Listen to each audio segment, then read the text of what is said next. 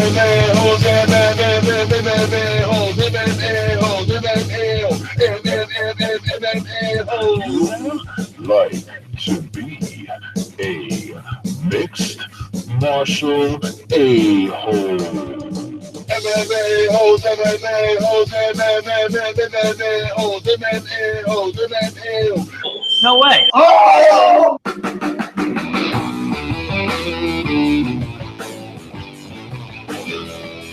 MMA-holes.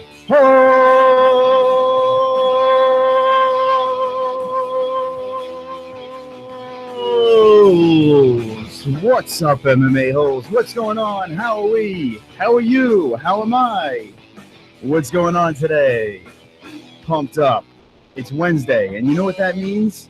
That means that everybody is Wonderful, wonderful.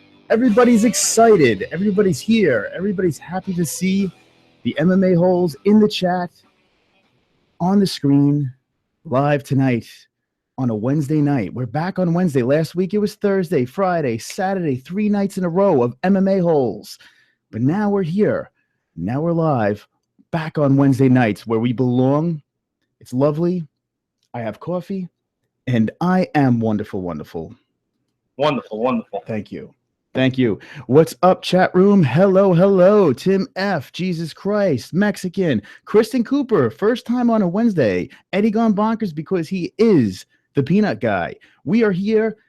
There's a lot to talk about today. There's a ton of stuff to talk about. The week was going a little bit slow, and then the news flew in, and we are here to talk about that. That's what we're here for. That's what we're doing. We have UFC 207. We have UFC 208. Holmes. Holly Holm is fighting on UFC 208. I have a lot to say about that. Holly Holm, 145 belt, fighting the random, I don't know, the random, who cares? Gastelum versus Belfort. We have Holloway Pettis news, 206 recap as well. A whole bunch of stuff. Khabib versus Ferguson. We're going to talk a little bit about that. Mayweather and McGregor might have went a little bit further along in the process. We'll talk about that as well. We have a whole bunch of stuff. Nate Diaz is back in the news. Man, Friday, we're going to be releasing the Gotham Magazine cover party over there. We did it on Facebook. We did it live. We chopped it up. And now we're going to share it with our YouTube friends because not everyone has Facebook and not everyone likes Facebook. And Facebook is pretty much, it's not wonderful, wonderful as YouTube. YouTube is the way. YouTube is where we live and where we belong. There's a lot of stuff to talk about. Did you guys see John Jones versus Dan Henderson? That's what I'm going to start the show with. John Jones and Dan Henderson, their grappling match. Did you guys see that one? That was weird. That was really, really weird. It was like in someone's basement. They show John Jones behind the scenes, and there's a stairway going up into some creepy, I don't know, attic or something. I don't know. And there's like bags and curtains all over the place, and I don't know what's going on over there. And then he crawls into this weird ring and fights old man Dan waiting for him. No one anticipated Dan to even give a fight. And John Jones was slapping him, laughing. It's just so stupid. Oh, so dumb. And then Chael Sonnen calls out John Jones to wrestle each other. What is going on? What is going on? I need to know what you guys think about this whole disaster. Then afterwards, Luke Rockhold calls out John Jones and says he wants to grapple with him. What? That's right, Ellen. That's right. Okay, let's look into the chat. I can't think about that anymore. All right, Tim F is happy. Tim F is here, and Tim F sees Kristen is back, and that's good to see. Eddie gone bonkers. I don't know. I'm eating Taco Bell, Carrie. Yum. Pass the taco over here. I'll pass that taco. Let me grab that thing. Okay. Thank you. That was a good taco. All right. Okay. Carrie Bon Appetit says, Israel Jesus Christ. I just had a chili dog, says Tim F. Everyone's eating well. That's good. I'm glad we're well fed because we have a lot to talk about. Garbrandt wins, says Eddie gone bonkers, the peanut guy. Jesus Christ. Nate, the Connor Dick Ryder Diaz. Yeah. Herbine says Connor is out for 10 months. Nate follows. Like, what is up with that? Like, seriously, what is up with Nate Diaz? I'm done with MMA. I punched Connor a million times. I set a record. And now I want to go to boxing and follow Connor's every move. Connor, is Nate on your nuts? Yes, sir. All right, Connor agrees. Oh, Connor. Okay, here we go. Connor's out for 10 months. Connor got his boxing license. Nate follows. Herbie and says, Mike Daly, what's up, Mike Daly? I just smoked some crack. Okay, pass the crack. Let me grab that crack. Let me just grab that thing. Got that crack. Smoke it. Okay, let me stop.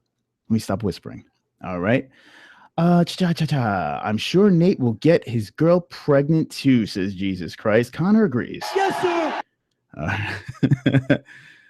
Why everyone want to grab at Jones? I don't know. Like, I want to like Jones. He's like an East Coast guy. I'm an East Coast guy. He's pound for pound practically the greatest fighter ever. Just keeps on getting into trouble, and everyone wants a piece of Jones. Everyone wants a piece of Jones, especially when he can't punch back. Now everyone wants to fight him. But when he could punch back and throw elbows back, not so much. Connor gets his girl pregnant and swallows, says Herb Bean. Jesus Christ, Herb Bean, smiley smushy face. Where's Jose Waldo, says Tim F. Where is he? Guys, I got pretty fucked up on that Saturday show. We did a Friday, we did a Thursday, and then we finished it up on Saturday night, where Chris got the scotch. You got to hang out with John Chris. I lost the stream. You guys helped out. Everyone helped. We held hands. It was a lot of fun. I loved hanging out with you guys. That was a blast. I really had a lot of fun. And on top of it, the UFC 206 card was banging. So let's talk about it. So, guys, you want to talk about UFC? I want to talk about UFC. Everyone wants to talk about UFC. We're all talking about UFC. So what I'm going to do right now is I'm going to present the UFC 206 fight card to everybody. Let's recap. Let's take a walk down memory lane. All right. Boop.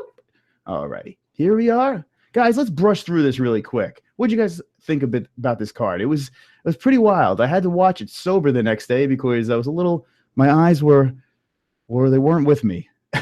I drank a little bit and got a lot out of control. But now I'm back in control. I'm drinking coffee. I'm sipping, and I'm looking at this card, and it was a lot of fun. I literally watched it again the next day, bits and pieces, sprinkled my way through it, and I had a good time with it. It was an amazing, amazing card. Who missed Daniel Cormier and Rumble Johnson? I didn't. I wanted to see them fight very badly, but this was a lot of fucking fun. Let's start off with the Meek. Meek starts off slow, finishes big. Not so bad, Meek. Not so bad. Mean is not a bad person to beat, and you did it. You did it, and you finished it. Good for you. But with a little bit less of a beard, but good for you. Okay, here we go. This fight was intriguing. It was very intriguing. A lot of people thought Kennedy was going to pull it off. Kennedy is a bad man. Bad man, but a good man for the country.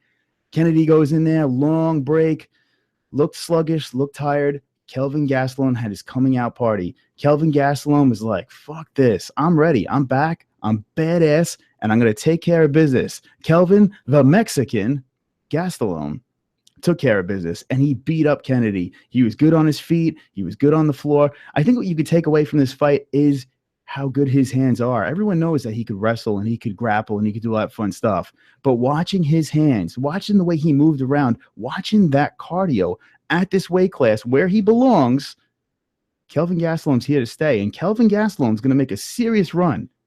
He's here. He's ready. And Kelvin Gastelum's also going to fight Viator, the Phenom Belfort, who I thought retired, but apparently he didn't. Cub Swanson, Choi. Cub Swanson and Choi. Man, oh man.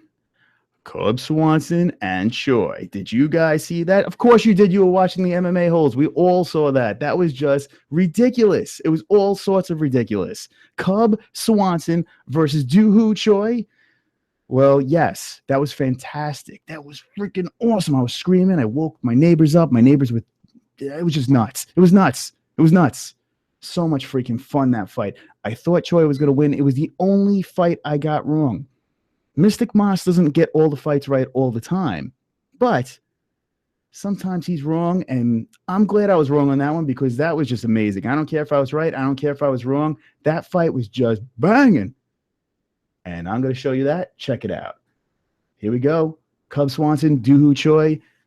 Battle. 3 rounds. Bruce Buffer said the second round was the sickest round he's ever seen. And I agree. That was one of the craziest fights. Now, my question to you guys, is this fight of the year? There was so many good fights this year. Is this fight of the year? I tell you what, leaving 206, I'm going to have to say, yeah. Even better than McGregor Diaz 2. I thought this was freaking great. I love this fight. Absolutely loved it. Let me know what you think about that fight. Okay. Oh, okay. There it is. Donald Cerrone, Matt Brown. Fook. How about another good fight? How about I just keep giving you good fights and good fights? All I wanted to do was all night long. I just wanted the Patrick Cummins all over UFC 206. This was a great card, guys. Donald Cerrone, Matt Brown, they were brawling. 2 rounds, they were going down. Then, all of a sudden, the 3rd round comes along. Matt Brown decides to hug Cowboy. No. Don't do that. Don't hug Cowboy. You had him. You were fighting a good fight. And you hugged Cowboy. Cowboy felt the love. And then, boom, right to the face. Matt Brown, see you later. Fight over. Cowboy wins, soaring through 170. Soaring through 170. Cowboy is going to be making another run. Man, who does Cowboy have next? I see some people. I say he should be going for that title real soon. I'm hoping he goes for that belt. I'm hoping he's in the mix because, man, oh, man, has he been freaking on fire. Whoa, Holloway versus Pettis. Fook. Holloway versus Pettis, guys. Another good one. So now, at this point of the fight, I have to admit, hold on, let me talk to you guys. I have to admit, that part of the fight, my eyes were a little blurred. It was tough for me to read the comments, tough to navigate through the show and the fight. The scotch has totally kicked in. I tried to stay as smooth and calm and clean as I was, but I was feeling it pretty good. I enjoyed the fight. I watched it again the next day. I did not see him break his hand. In the chat, they were saying that he broke his hand, Pettis, that is, and he did. He broke his hand, and Holloway capitalized on it, beat the snot out of him, took him out, and then said, where is Jose Waldo? Where is he? Let's talk about that in a second. Jose Aldo, Max Holloway, a lot of stuff to talk about. Let's look at the chat. Let's check it out. I see that chat flowing like a beautiful river. I see 15 viewers right now. Welcome, 15 viewers. This is exciting. This is Wednesday night. Let me say something real quick. I know I said a lot, but let me say something here. That Saturday show, we were killing it. We had up to 180-something people just chilling at one point, just chilling in that room. The analytics were through the roof. Got 43 subscribers from that day. Operation 300 subscribers is in full effect. You guys are great. The thumbs ups overwhelmed the thumbs downs. It was fantastic. It was brilliant. I loved hanging out with you guys. Let me skip through here. Okay. Doohoo let us down. And Jesus Christ was sad. He was sad for him at the interview. He couldn't believe he lost. That's what Jesus Christ said. Absolute MMA. But the 95-year-old actually stood up, okay? Kristen Cooper says, Cowboy and that kick. Accuracy is lethal. Matt Brown, has brain damage by now. That's what Tim F said. Yeah, Matt Brown's taking some shots. What's next for Matt Brown? I don't want to see him leave. I think, he's just so much fun to watch fight. Herbeam. Let's see. I see Herbeam was here. Here we go. Well, that was Choi's first legit top guy he fought. I guess you could make an argument for that, sure. I mean, Cub Swanson, good for you, my friend. You did a great job in that fight. You really said to everyone, nah, I'm not going anywhere. Okay. Herbean also says, Choi did great. He'll get better from this loss. That's what Herbean says.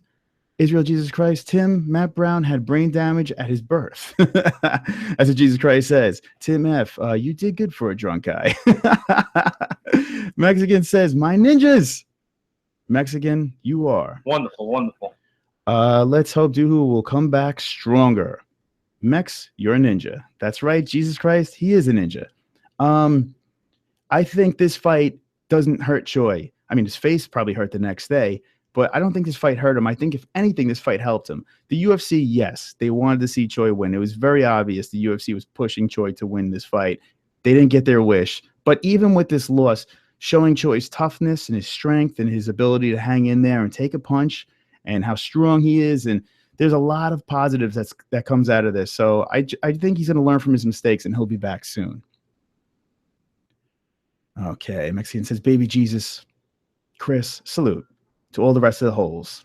And we say, salute back to you with my coffee. I promise no more scotch for now. Okay.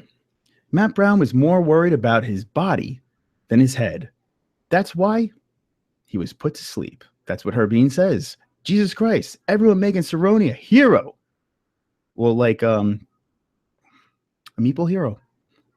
Absolute MMA says Matt Brown takes too many shots. He does, man. He does. He was fighting a good fight. I think he won round one. Second round was real close.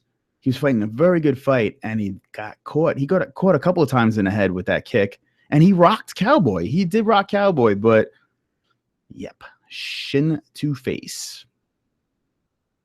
Okay, let's see. Eddie Gone Bonkers. He says, I would fight Cub and Choi and Herb Dean at the same time and lose in 2 seconds, but I still win. And yes, Patrick Cummins agrees. I love that sound. La la la. Let's see. Jesus Christ. Tim F says Jesus was dropping links too. Yeah, Tim F. Jesus dropping links in there. When I watch the chat again, the stream again, because I'm a narcissist and I like to scroll through my streams and see what I like to do and don't do. And one of the things I shouldn't do is encourage that stuff. I'll probably get arrested. But who knows? When Drunk Chris comes out, he takes gambles, he takes risks, and he's wonderful, wonderful. Okay. Absolute MMA says Do Ho Choi, first Asian guy with a chin. Yeah. I see a lot of puns in there. But yeah, he has a chin, man. He got popped. There was one time he got popped. I'm not sure what he got hit with, but he was just like, he did one of those Jackie Chan things when Jackie Chan gets hit and he does that like that weird, I don't know. He did that. The Carrie Show is here. Carrie Show strong. Welcome, Carrie Show. Next time, lots of caffeine. Okay, maybe I should do that. Go the caffeine route. Change things up.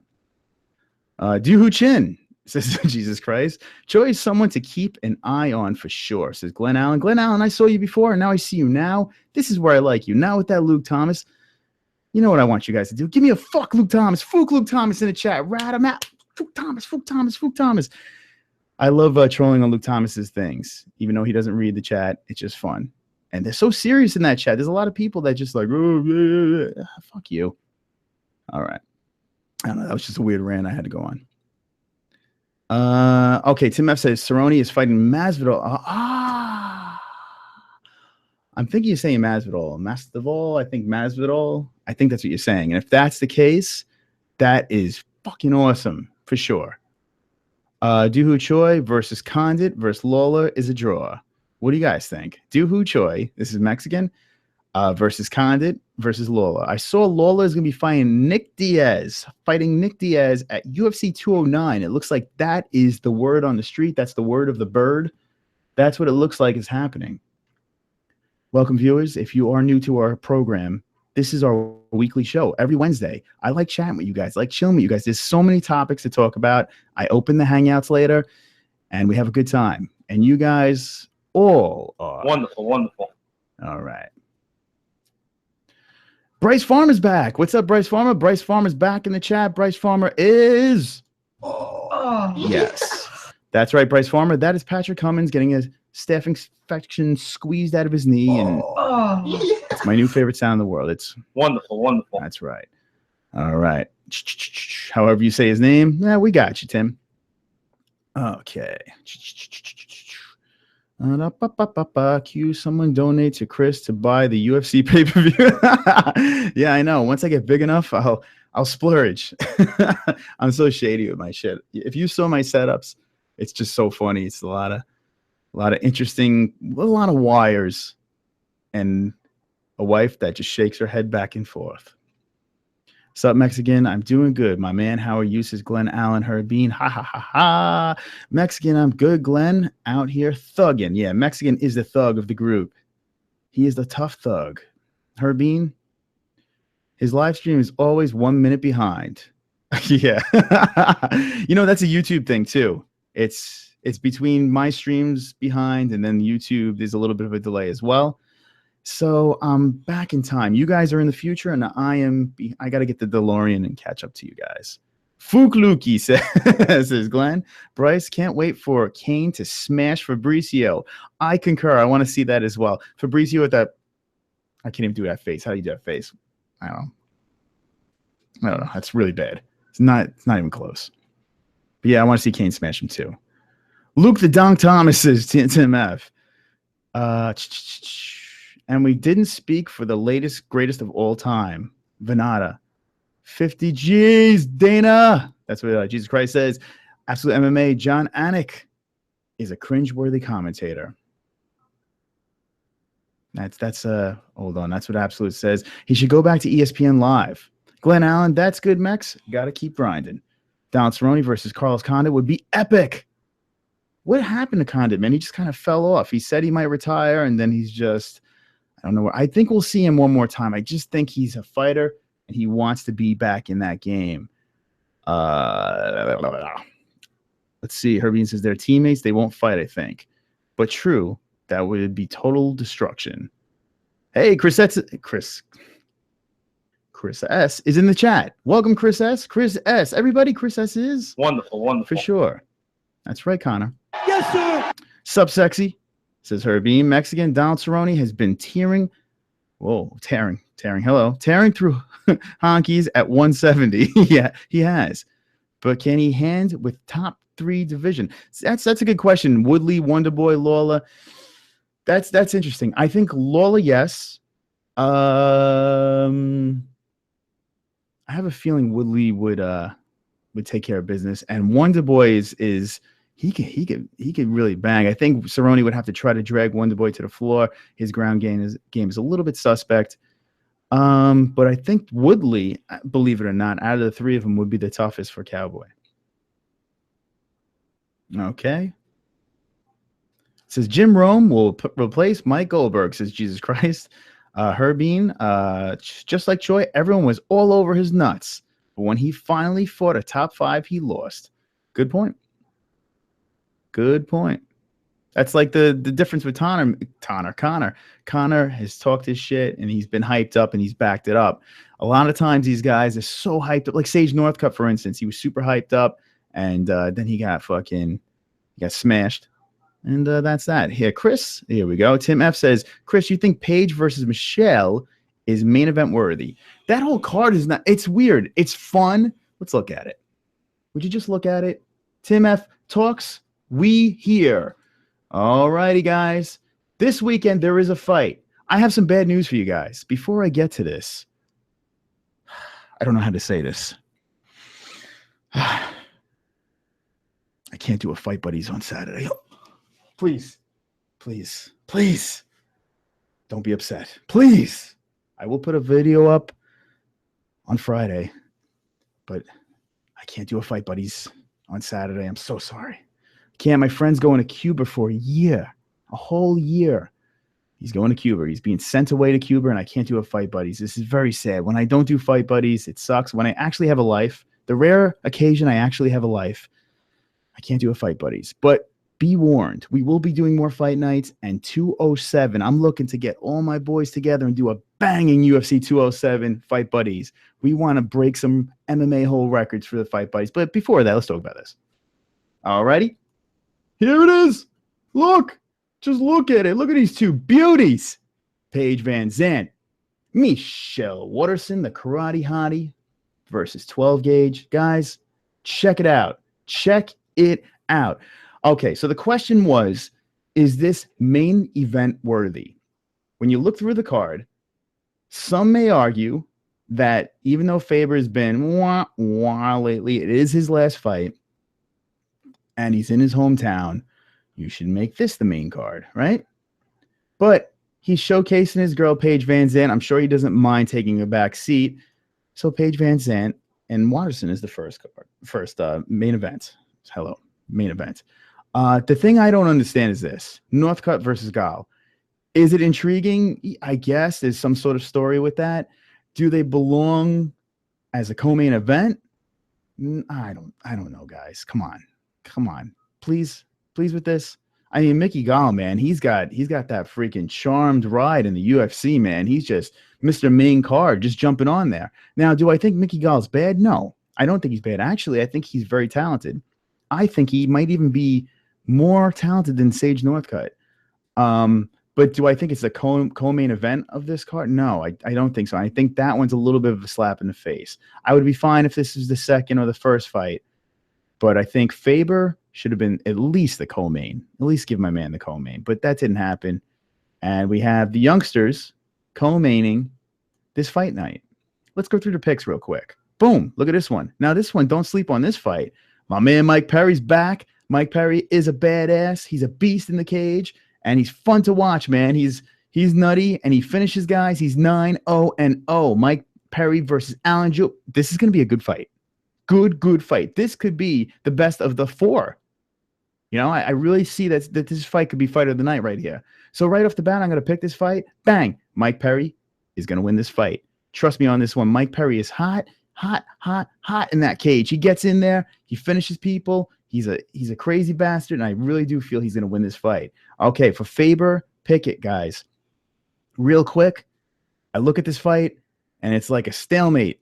I think both guys could retire, to be honest. I mean, both guys have spoken about retiring. Faber says he is going to retire. There's been talks that Pickett might leave, go to another organization, or retire. I don't know. I do feel that Faber, on his way out, is going to win this fight, guys. Lock it up. Sage Northcutt, Mickey Gall, guys. Okay. Like I said before, I don't think it should be as high as it is. But with that being said, am I intrigued? Yes, there is a story here, and this story needs to be seen by myself and all my MMA-hole friends. So we're going to be watching this fight regardless, okay? These two guys are going to fight. Sage Northcutt goes up and fights Mickey Gall in this weird, wacky, crazy storyline, but these two are fighting. You got the pretty boy versus the guy that's like, I don't give a fuck. I'm just going to talk trash. I'm going to call out my opponents and blah, blah, blah. Mickey Gall's going to win this fight. He's going to take it to the ground. He's going to win it. Sage is no slouch on the ground. Sage has holes in his game, and he's still super young. I feel Mickey Gall is just, his head is at the right spot right now for this fight. I do feel Mickey Gall is going to win this fight, and I think he's going to finish Sage. That's what I say. Here we go. Let's go to the main event of the evening. This was a tough one. I was tossing this one back and forth. It's VANZANT versus WATERSON. I was touch and go. I was 1 minute I was Page. Next minute I was WATERSON. But I got to go with the experience on this one. I kind of want to see Paige win because she's super fine. But I'm going with Michelle Watterson with this one. I just think the Karate Hottie has got the experience, and the experience is going to win in this one. And I do see a submission. I do see the Karate Hottie finishing another fight. If you look at the Karate Hottie's resume, let's just scroll through this puppy. I know she was in Strikeforce. I think it was Invicta was the other one. Okay. All right, so it's a little spread out. She was injured, this and that. Here we go. Strikeforce, Invicta, win-win, Ultimate Fighter, win. And I do feel she's going to win her fourth in a row, guys. I feel that's going to happen. And I'm Mystic Moss. I know everything. There we go. Okay, I brushed through that card super fast. What do you guys think? Who do you guys have? Tim F started that conversation. I finished it. But let me know in the chat, man. Who do you got? Let me know. I'm back. I'm back in business, guys. Okay, 17 viewers, you are watching the MMA-holes live. We're blasting through. There's so much to talk about. It's just filled with conversation. So that's why I'm here, to talk to you guys. Chat room, let's check you out. All righty. Okay, we're going to start off here. Bryce Farmer says, Mexican, to be honest, I think Masvidal beats Cowboy. Masvidal's been freaking fantastic. He's been very good. It's going to be probably his toughest task in 170. Okay, he says Cowboy's a slow starter, and Masvidal is a complete opposite. I think it will be somewhat like Cerrone versus Dos Anjos. So you think Masvidal's going to come out swinging and take Cowboy out? I think Cowboy, after that Dos Anjos fight, is a lot different of a fighter now. But with that being said, Masvidal's looked great. He's looked really, really good, man. And he finishes guys quick. Okay, Tim F says, Platinum, my ninja. Bryce Farmer, I've actually got my money on the Karate Hottie. There you go. Bryce Farmer agrees. How much? Tim F says. He wants to know how much. Mexican Bryce, I won't lie. I don't even remember the last Masvidal fight. I feel dumb. Masvidal fought not that long ago. What card was that on? Shit. I'm going to look right now. He literally fought. I feel like it was a couple of fights ago. It was like the last fight night. Hold on. Where are you? I don't know what that is. You know what? I'm going to take you guys to the pound for pound. Check it out, guys. I'm going to take you in. I'm going to pound for pound you right now. Let's pound for pound for pound. Let's just check it out because I know there's a couple of, let's present to everybody. There's some movement. Let's look at the movement. I like looking at movement. Okay. You guys ready? Let's check it out. All right. So looking over here, I'm just going to start in order over here. Flyweights. There's not much going on. Brandon Moreno goes up 2. Yeah, nothing really to get too excited about. Dong Hyun Kim moves up 2 spots. Rick Story moves up 1. Kelvin Gastelum moves down. Is that because? Interesting. Very interesting. Well, Kelvin's not there anymore. Hold on. I'm talking to myself. That's what I do. Let me refresh this thing. Let me refresh because Kelvin's not there anymore. I don't think he should be. Oh, there we go. It wasn't refreshed. Okay, so now it makes sense. Here we go. I had to talk to myself for a second there. Now it's good. Okay, Donald Cerrone is on number 5. Okay, he's right in the mix. He's right in the mix. All right, let's check out Masvidal over here. That's why we came here. He moved up 2 spots. Let's check it out. Masvidal. Slowly we scroll through. Okay, the Ellenberger fight, December 3rd. Yeah, he just fought. There we go. Okay, so he did just fight. Yeah, remember that fight now, Jake Ellenberger? Does everyone remember that? Good. I'm glad you do. That was great. He finished him off quick. I think it was the first round, if I'm not mistaken. I wanted to look over here. Let's see, a lot of people moving down. Kennedy Hall. No surprise over there. Brunson moves up 1. Oh, look at this. Misha Kirkunov up 5 spots in light heavyweight. They're dying to get another light heavyweight contender, and he could very well be that next contender. Okay. Nothing else that really jumps out to me, but there you go. We found the Masvidal. We went the long route, and we found it. Everyone's happy now. Yes. Hello, 20 viewers. Welcome to the MMA-Holes. We're talking UFC. We're talking about Cowboy. We're talking about everything. Just drop a comment in the chat, and we're going to talk to you now. Okay. Mexican, where is I'm So Damn Black? I think he got every fight pick right for 206. How about that? I Am So Damn Black. Good for you, my friends. I saw him in the Carry Show, and sometimes people don't survive the chat in the Carry Show. They don't come out alive. Kristen Cooper Kacharik says, I just wanted to say your whole name. I know you're Kristen, and welcome to the MMA Holes again. My last picks were terrible. I blame Russian hackers. I like that. Okay, let's blame them. Wonderful. Laugh out loud. Yeah, my man Chris, you spelled finally wrong in the description. Son of a bitch. Thank you for checking that out. I will fix that. I promise. Thank you. Tim F, you're here. Tim F drops links in. He tells me about my spelling. I have the worst spelling in the world. So if you guys see a mistake, let me know and I will fix it. Okay. Bryce, I got you, bro. This is Mexican. Mex, he is partying with the bet money. Okay. Edward Snowden by TKO says Absolute MMA. The best pound for pound is the weed, says Jesus Christ. Junior Dos Santos looks like bald-headed Randy Orton. Junior Dos Santos is fighting the skyscraper. Stefan Struve. How you feel about that fight? Junior, Stefan, I think that's a cool one. I'm into it. Junior Dos Santos has been absent for a little while, and now he's going to fight the skyscraper. That should be an interesting one. Cha-cha-cha-cha-cha. Okay, Kristen, haha. Says Mexican. Absolute Randy. Hold on. At Absolute, Randy would RKO TKO Jr. out of nowhere. Okay, the Carry Show. Here we go. Taco Bell gave me a hot sauce thing instead of a queso with my nachos. Those bitches. Carrie's going to go crazy. Carrie, do you need Connor's help? Yes, sir. All right, Connor's going to help you regardless. So we'll take care of that for you. Damn you, Taco Bell. Sometimes you just fuck things up. All right, Mexican. Thank you, Chris, for reminding me. I remember Joe Rogan talking about it. What did I remind you about? I know I said a lot of stuff, but you're welcome. Absolute MMA says, sorry, but I don't think an imaginary. Hold on. What does it say? I'm assuming that's float. It's FLT, floating neck grab, is going to have any effects on NDS. Okay. JDS. I think floating, you're trying to say? Floating neck grab? I don't know. Who knows? Stefan Struve versus Junior Dos Santos is going to be awesome, says Bryce Farmer. I think it's going to be awesome too. Struve is on his way up. Dos Santos is floating around over there. Has been doing pretty well.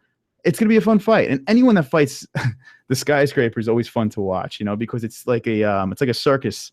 It's like a circus act, like what's going on in there. He's so damn tall. But he's good on the ground too. He's surprisingly good on the ground.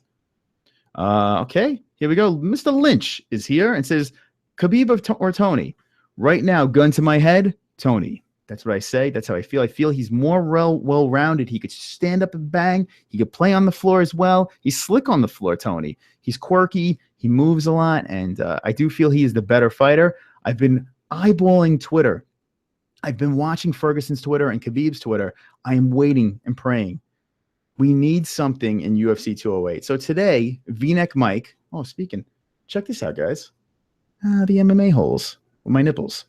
The MMA-holes shirt. This is a prototype. The first ever MMA-holes shirt made. Check it out. Fist punching through shit. Just badass. Be ready. Be ready, ninjas. Shit's about to go down on me. Yeah, so what were we talking about? What were we talking? Oh, Ferguson and Khabib. That's what we were talking about. Yeah, it's going to be good. But UFC 208, today V-neck was trying to get some tickets for UFC 208. And, you know, the next couple of days, there's pre-sales and all that fun stuff. Right now, I was going to say Katie Holmes, but Holly Holm is fighting. She's fighting for the 145 belt, and she's fighting some other broad. I don't even know what the hell she is, to be honest. I mean, shame on me for not knowing, but I don't care. I like Holly Holm, though. But it's not a main event kind of fight for me. I like, as a co-main, I'm down. I want to be in the building to see the first 145-pound fight in the UFC. I'm down. But you need to put something else in there. Holloway, Waldo. I think Aldo's playing games right now. I think with Aldo and Holloway, so it starts off like this. Holloway wins. Holloway calls up Jose Waldo. Jose Waldo responds and says, hey, the contract's signed. Let's go in 208. I'm ready. I'm ready for you. Right? I think Aldo did that knowing that Holloway said he wanted to go back home, enjoy his family, this and that, and wasn't going to turn it around real quick for 208. So I think Aldo is bluffing. I really wish that Holloway would come back and call his bluff and be like, all right, motherfucker, let's go. UFC 208, let's do this. Let's do this. Let's unify that puppy. Let's go. But I think Aldo knows that Holloway has no interest in fighting at 208, and that's why he's running his mouth. Aldo's killing me, man. Aldo kills me. So I hope they pull something together for 208. Ferguson Khabib, could we jam that in there? That'd be freaking awesome. I don't know if that's going to happen, but we needed one more fight. Give me one more big fight. I know they still have to fill the rest of the card. Give me one more fight. But with that being said, right now, gun to the head, Ferguson beats Khabib. All right. La-di-da, la-da-da. Okay. Just another ninjas here. If only Struve knew how to use his reach. I mean, the guy could touch the other side of the cage when he's in his corner. Struve sucks at that, says Tim F. Sup, says Dan the man. Oh. Patrick Cummins is real happy. He's so happy to see you. Okay, Khabib has put his cousin to update his Twitter. Yeah, you wonder how many of these fighters are actually on their Twitters. 20 viewers, welcome. You guys are strong today on this Wednesday. I like that. Wednesday shows are chill. We talk news. We talk gossip. MMA. We're your MMA gossip show. That's what we're here for. And the chat is flowing. I love this. Okay. Cha-cha-cha-cha. I heard they're fighting in 209, says Thomas Lynch. Is it Thomas Lynch or Tom Q.S. Lynch? I'm just going to call you Lynch. You're Lynch now. Lynch. 209, is that Holloway Aldo or Khabib Ferguson? Okay, Carrie Show, is there holes in that shirt? If I wear it enough, there'll be plenty of holes. Well, there's holes here for my arms and holes for my neck and for my torso. Okay. Just Another Ninja says, North Dakota Gal. I said it before. I say it again. Gal. Mickey Gal is going to win that fight. I'm pretty confident about that one. Stefan has the most reach in the UFC, yet he doesn't know how to use it, says Absolute MMA. Yeah, I think you guys are agreeing, and I agree as well. Okay, Jesus Christ says, and it's 8 years old. Cyborg at 145. Will she do it, says Kristen. Isn't it crazy that they're having the first ever 140 fight without Cyborg? Now, Cyborg is like, at first I'm like, wait a second. Dana White saying how she's turned down 2 fights, one with Holly Holm, and I forgot who they said the second fight was with. But then Cyborg comes back and says that after that 140 cut, she has to have her 12 weeks to get that proper weight cut to get to 145. So she said that she has a boss that just doesn't care about her. She's running her mouth about Dana White and this and that. Dana White wants Cyborg to fight at 145. Dana White signed Cyborg to fight in the UFC. It didn't work out where this catchweight stuff is just not working out with the weight cutting. It's never going to be at 135. So Dana White makes the 145 weight class. Chris Cyborg, he's making this weight class for you. So you got to get your shit together and find a way to cut that weight to get to your weight class. That's your weight class. What are you complaining about? You have to cut weight to get 145. I feel that Chris Cyborg is doing a lot of complaining right now. You could blame Dana White, but let's be honest. Dana White wants Chris Cyborg on this card. He wants Chris Cyborg to fight. There's no, I mean, she's going to pull in numbers. She's going to pull in pay-per-views. She's crazy good. Why wouldn't Dana White not want you fighting? Get your shit together. Find a way to make that 145 like you usually do. That is your weight class. And get back in the game. Let this foo-foo belt happen with Holly Holm and get your ass back in the game. Okay. Let's see. Jesus Christ says, MMA whole family, don't forget the leg reach too. Yeah. Stefan Struve's got that leg reach. He's got every limb is reachable. Misha Tate is a Fox analyst now. Really? Tim F, I didn't know that. What's up, MMA-HOLE, says Big John Ho. Big John Ho is here. Big John Ho is a funny mofo. Welcome back to the chat, Big John. Ray the Axe Murder, Bisping versus Romero. Okay. Holloway versus, I'm assuming that's going to be Holly Holm versus Dutch Chick 208. Okay. Bisping versus Romero. Yes, we want to see that for sure. That's not going to happen in 208. It's not going to happen in 208. Holloway versus Jose. Okay, you spelled Jose, H-O-Z-A. I got you now. Holloway versus Jose, and then Dutch versus Dutch Chick, 208. Holly Holm versus Dutch Chick. All right, so one of those is going to happen. I don't think Holloway Aldo is going to happen. I want it to happen so bad. I really want it to freaking happen, but I don't think it's going to happen. Ray the Axe Murder says, also is a cuckold. Aldo is a cuckold. I'm just stumbling all over Ray's comments there. But he is a cuckold. I agree. And you know who else agrees? Yes, sir. Connor agrees as well. Okay. Absolute MMA says, in my opinion, Cyborg should be fighting for the UFC women's featherweight title. That's what Absolute says. And Absolute, I concur. I agree. I don't know why they're not ironing that shit out. Tim F. Russian UFC. Absolute MMA. Aldo is a pussy. He accepts the title without fighting for it. Now he doesn't want to fight Max. What a pussy. I agree. It sucks. You know, after that fight with Connor, it all went downhill for Aldo. It's just like everything he's doing, I feel is wrong. I don't know. It just seems like he's not doing the right thing anymore. And he's crying and all this bullshit. And then when he runs his mouth, it just doesn't make sense. And I don't know. Okay, Platinum to KO Joban. Yes, I agree. True or false? True. You must have just missed the picks. I agree. Platinum will KO Juban. Hopefully in the first round. Big John Ho says, hey, I just heard that Nate Diaz versus Alvarez at 209. Is that true? Let's check. Let us check. Nate Diaz. Hold on. Let's see. I don't think that's going to happen because Nate Diaz says he's going for his boxing license. And let's see. Let's find out.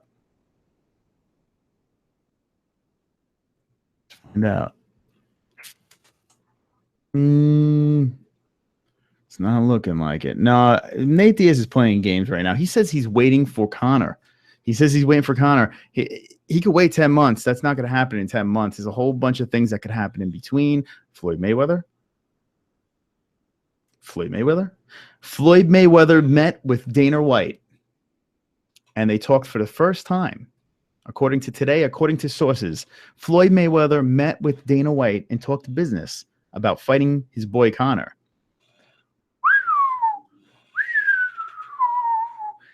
It's getting closer and closer. I predicted it months ago. I said it's going to happen. Mystic Moss still says it's going to happen. Chris from the MMA-Holes, the 2-belt podcasting champ, says it's going to happen. I do feel that McGregor is going to fight Mayweather. Has nothing to do with Nate Diaz right now, but when I heard Nate Diaz is going to boxing and Nate Diaz came up, it just popped into my head. That happened. And I think it's going to happen. Okay. La-di-da-di-da. Okay. Cha-cha-cha-cha-cha-cha. Okay, Big John Ho. Big. Khabib Lynch says Khabib and Ferguson. Okay. That's from Lynch. Let's see. Carrie Show says, I thought you said before, thought the shirt would have nipple holes. I gotta get some scissors and cut some holes. My nipples are very warm right now. I need some holes for my nipples to breathe. Okay. And it's Thomas Lynch. Okay, it's Thomas Lynch. Okay. It says Thomas quiz of my email. Okay. So you are Thomas. Okay, Thomas Lynch. You are now Thomas Lynch. Big John Ho says, I once dragged my balls through a mile of broken glass just to suck up a fart. And Courtney loves ass. Says Big John Ho. Oh, yes. Big John Ho is back in the chat. When Big John Ho's back, we read his comments, we laugh, and he's wonderful, right? Wonderful. Yes. Okay, as Ronda's last fight in the octagon approaches, I think Ronda should fight Cyborg. That's what Absolute MMA says.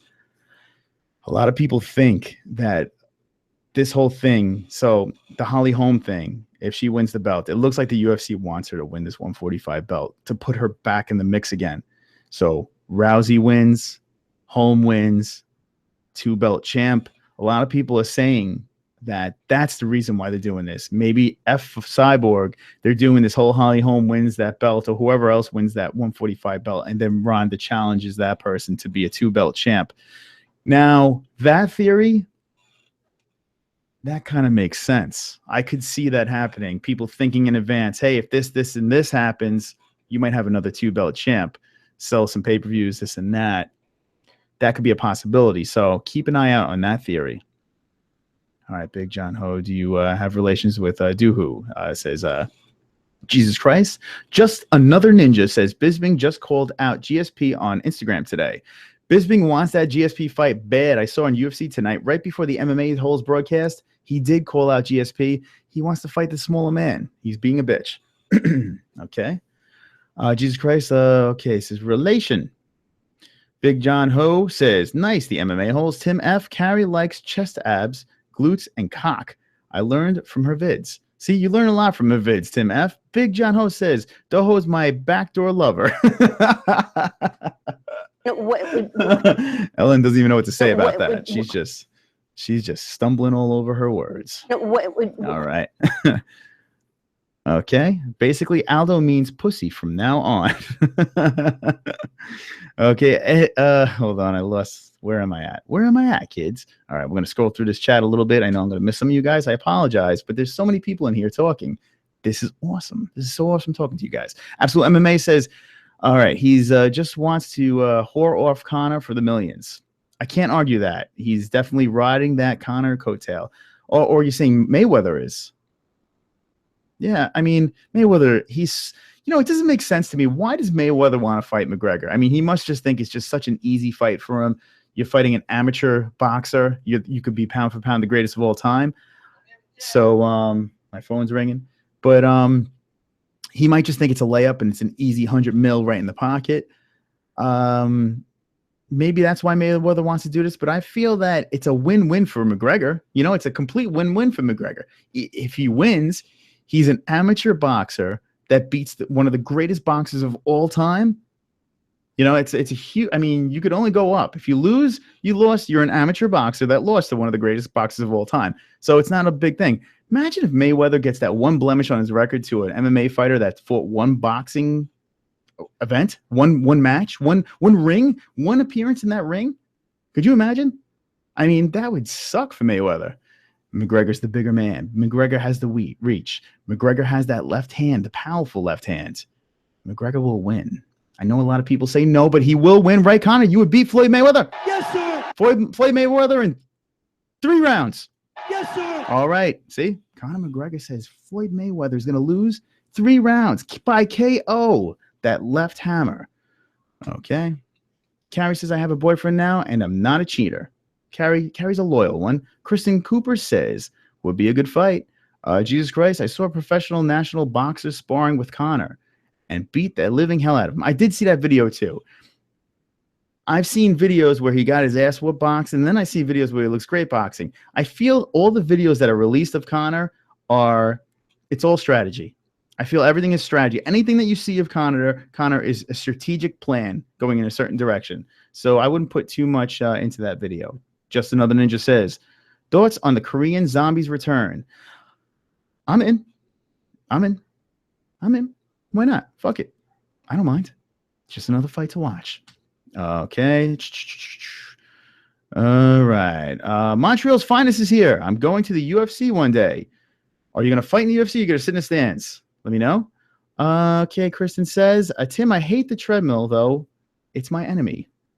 Tim F says, you train the punching bag, I see. Absolute MMA says, Cyborg has the nerve to complain about the bantamweight females coming for that 145 women's UFC title, yet she refuses to make weight. Very annoying, extremely annoying. It really is. I like Cyborg. I like watching Cyborg fight. She's a badass. She kicks ass. And, you know, these wham, Chris Cyborg, wham, Chris Cyborg. Woe is me, wham. Enough, Chris Cyborg. Enough. It is annoying. Jesus Christ. Big John host is Jesus Christ is ass pirate. What? An ass pirate squid. Okay. Kristen Cooper says, yeah, Tim, that's my fave. All right. Just Another Ninja. Mayweather wants that 50th win. That'd be interesting against Conor McGregor, right? That'd be a nice little notch on the belt.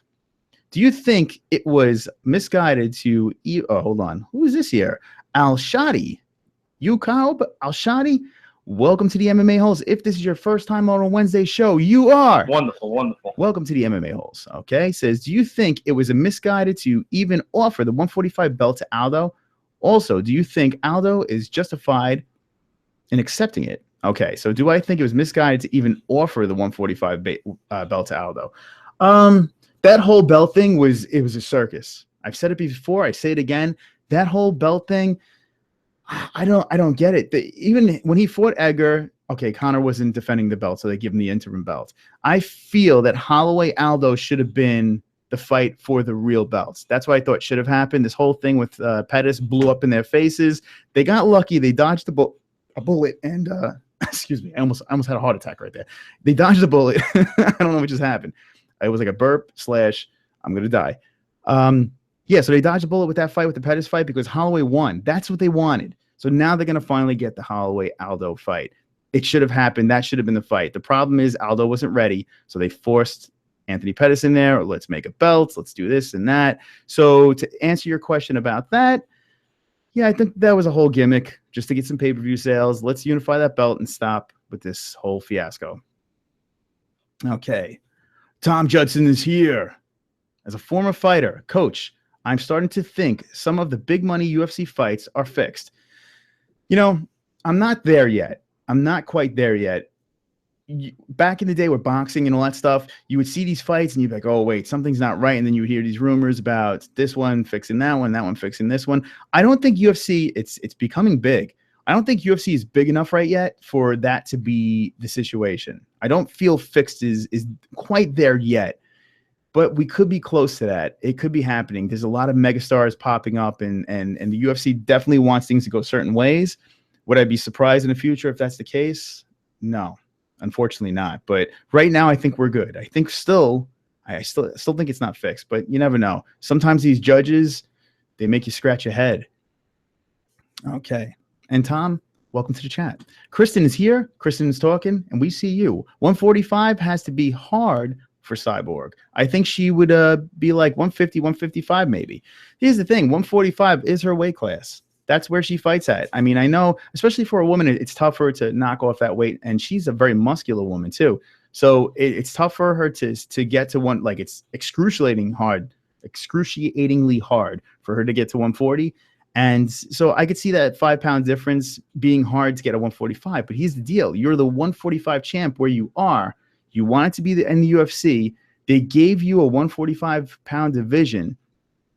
The ball's in your court now, Cyborg. Let's go. You know, you have to make that weight. I know as you get older, it's tougher to lose that weight.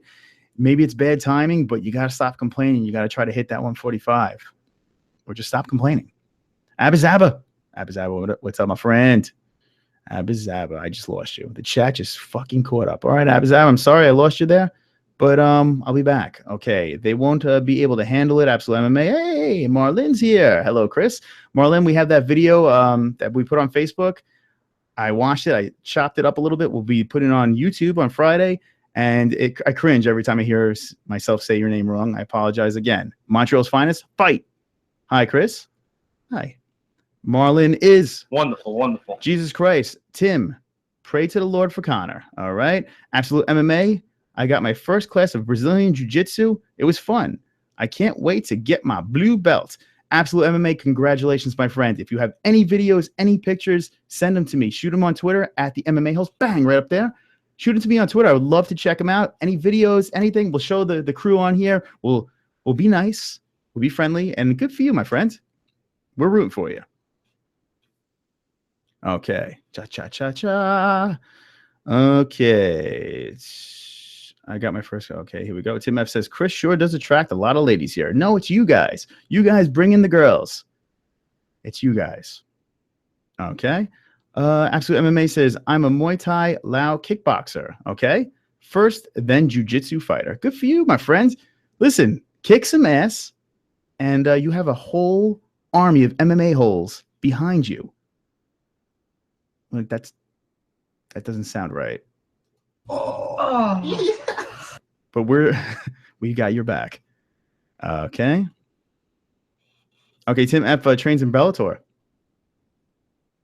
I totally believe that.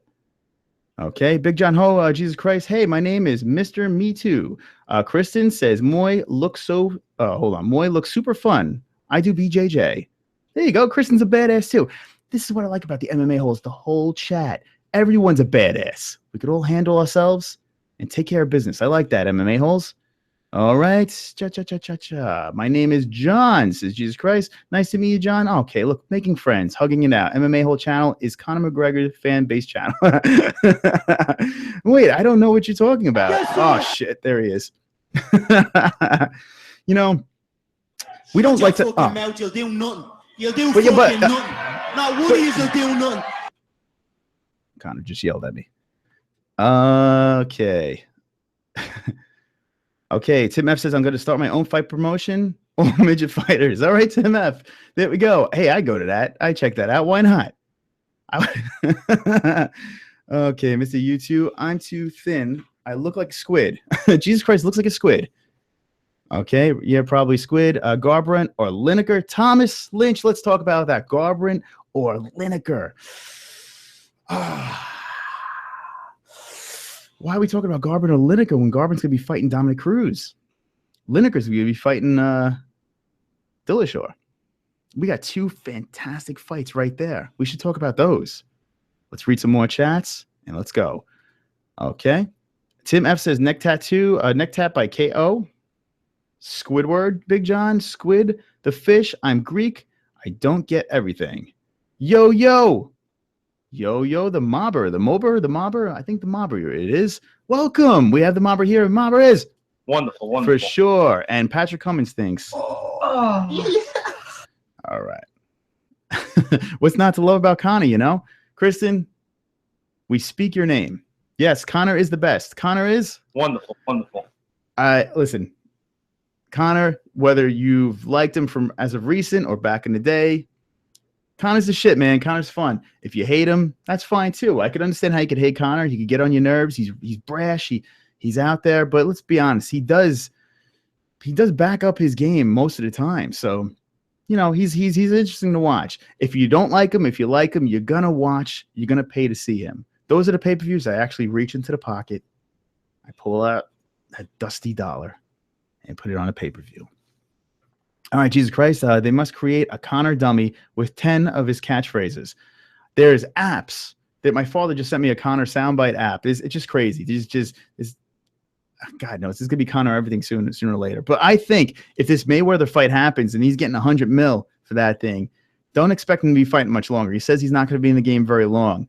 So that Mayweather fight could be a disaster for an actual Conor McGregor fan because he's going to get paid and he's going to bounce. He's going to be in Game of Thrones. He's doing all this crazy stuff. So that's that. All right. Absolute MMA says, I set off my day for the 30th of this month since IFC Rousey versus Nunez will air on PPV, pay-per-view. It's a good card. That card is sick. UFC 207 is sick. And what I want to do is have the fight buddies of all fight buddies. I want to Operation 300 subscribers. That's what I want to do. I want to gather all my boys, gather some family, friends, everybody. I want to get them together. I want to gather around, have a nice experience, talk to you guys, watch the fight, pay for the fight, and really enjoy it. That card is sick. And you know what, guys? Let's check it out. Let's just do that. Let's just do that, friends.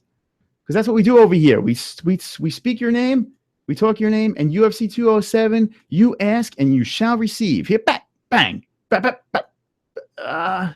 Where is it? There it is. All right, guys, here we go. UFC 207. You guys are excited about this card. I'm excited about this card. It's going to be freaking awesome. Hey, Paige VANZANT. She just pops up and says hello. Okay. Hello, Paige. Look at this thing. Would you just look at it? And interesting. There's only 4 fights on the main card. I feel that's got to change. That's weird, huh? It's a little bit weird. Now, you look at the preliminaries. That's pretty damn good right over here, the prelims. But I feel there should be at least 5 fights on this card. No, don't you think? This is the day before New Year's Eve. New Year's Eve. That's what this is.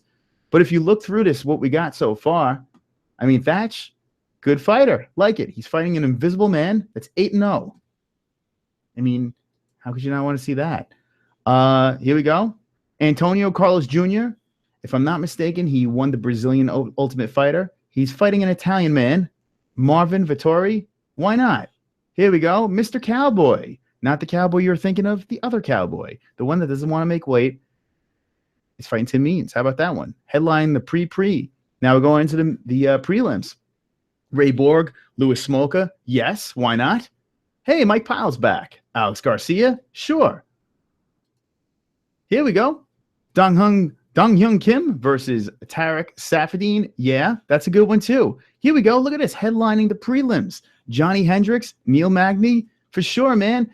This could be Johnny Hendricks' last fight ever. He says if he loses, this is going to be his last fight. He's done. He's been on a tailspin downward. Neil Magny lost his last fight as well. Magny has been hot as hell. Lorenz Larkin comes in and pop, just crushes that. So this is an interesting fight for both of these guys. I still think Magny is he's the better of the two right now at the game. But Johnny Hendricks, he's putting it all on the table. This fight. This looks like this could be his last fight in the UFC, which is wild to think about it. Here we go. TJ Dillashaw versus Lineker. We were talking about this before. Dillashaw, Lineker, 1-2. Do you think Dillashaw got the shaft and should be fighting Cruz for the rematch? Listen, is that the fair way to go? Yes. But the way it turned out, I'm excited. We have 2 really fun fights to watch. If John Lineker decides to make weight, this is going to be, as Chris would say, a barn burner. Awesome, awesome stuff right here. Dillashaw, Lineker, you know these two are going to strike. You know these two are going to kick some ass. This is going to be a good one for sure. Here we go. Verdum, Kane. Kane's back versus the smiley face Verdum. There it goes. Big guys throwing it down. All right, Cruz, Garbrandt, the old school versus the nude school. Nude school. Well, some women would like to see him nude, but the new school. Cody Garbrandt, Dominic Cruz. Come on, guys. This is the freaking main event. And bam, guess who's back? Back again. Rousey's back. All right. Rousey is back.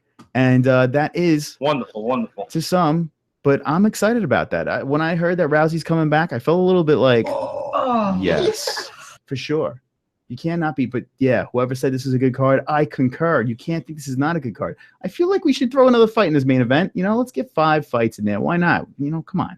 For God's sakes, the last card of the year, but it looks freaking awesome, guys. Awesome sauce. I'm back. I'm Chris.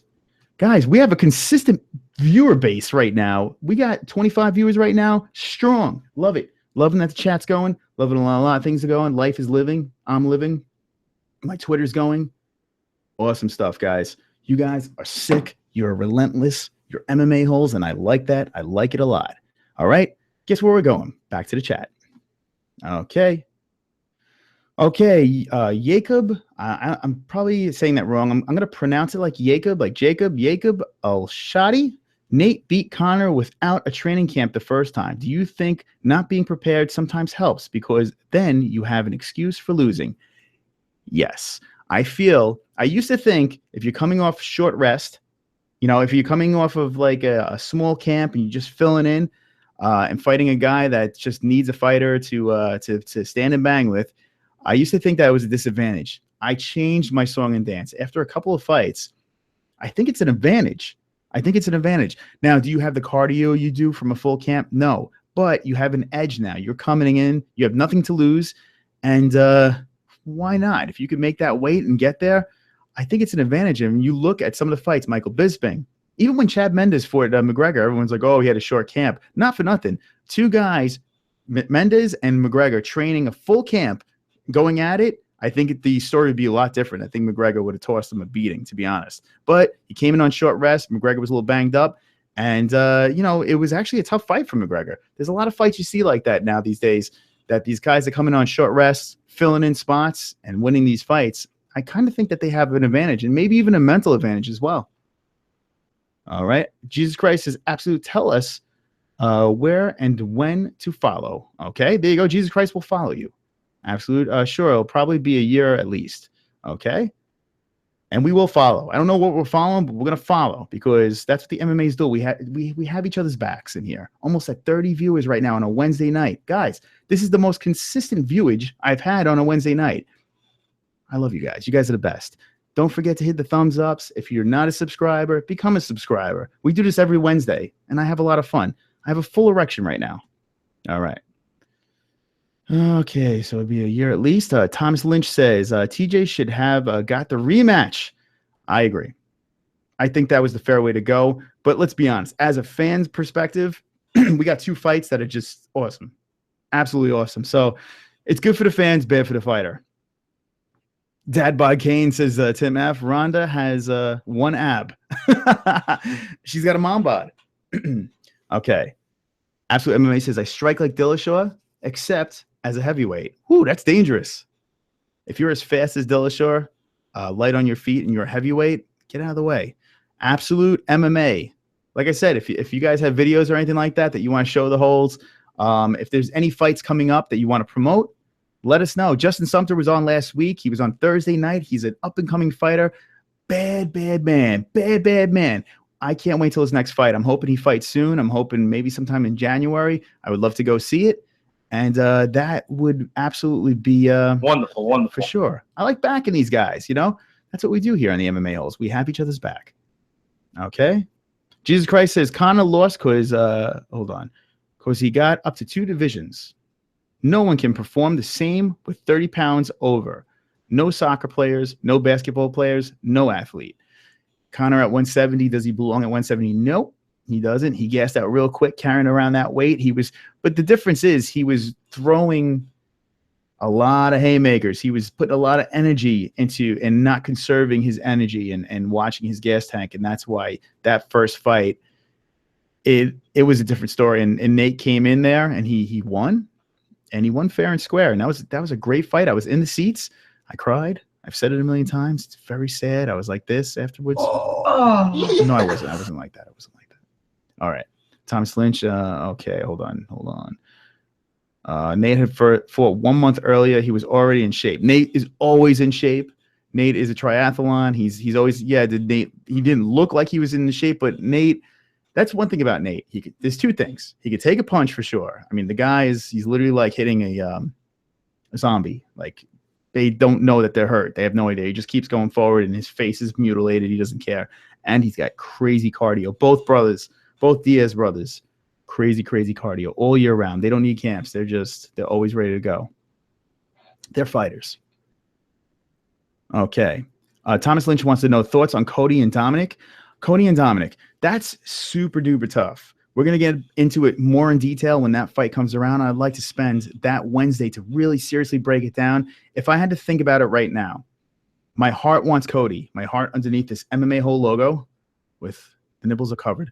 But my heart wants Cody. I'd love to see Cody as champ. I just think Cruz is just too fast. I think he's too fast. He's too seasoned. He's a great fighter, Cruz. Is he the funnest fighter to watch? He's not the most exciting fighter to watch. Sometimes he has to fight that smart fight, but he knows how to win, and he has the power to put people away. I just think all around Cruz is the guy that will win that fight right now. When the fight gets a little closer, my opinion might change. It has before, but right now I have to go with Cruz. Okay. Danny Wengland says, what's your prediction on Northcutt versus Gal? A lot of people want to know about that fight. I say Gal. Not even a thought. I think Gal's going to win that fight easily. And I don't have a horse in a race in that one. Either one wins, it's fine. I think they're kind of the same type of character when it comes to young kid, hot shot, looking to do his thing. One's the bad guy, one's the good guy. But I think they're running in a similar path. I just think Mickey Gall is a better fighter. I think he's more on the ground. He's a lot more dangerous.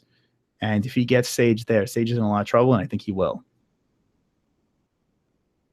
All righty. Okay. Big John Venata is a bad mofo. Okay. The Mac life. Yeah.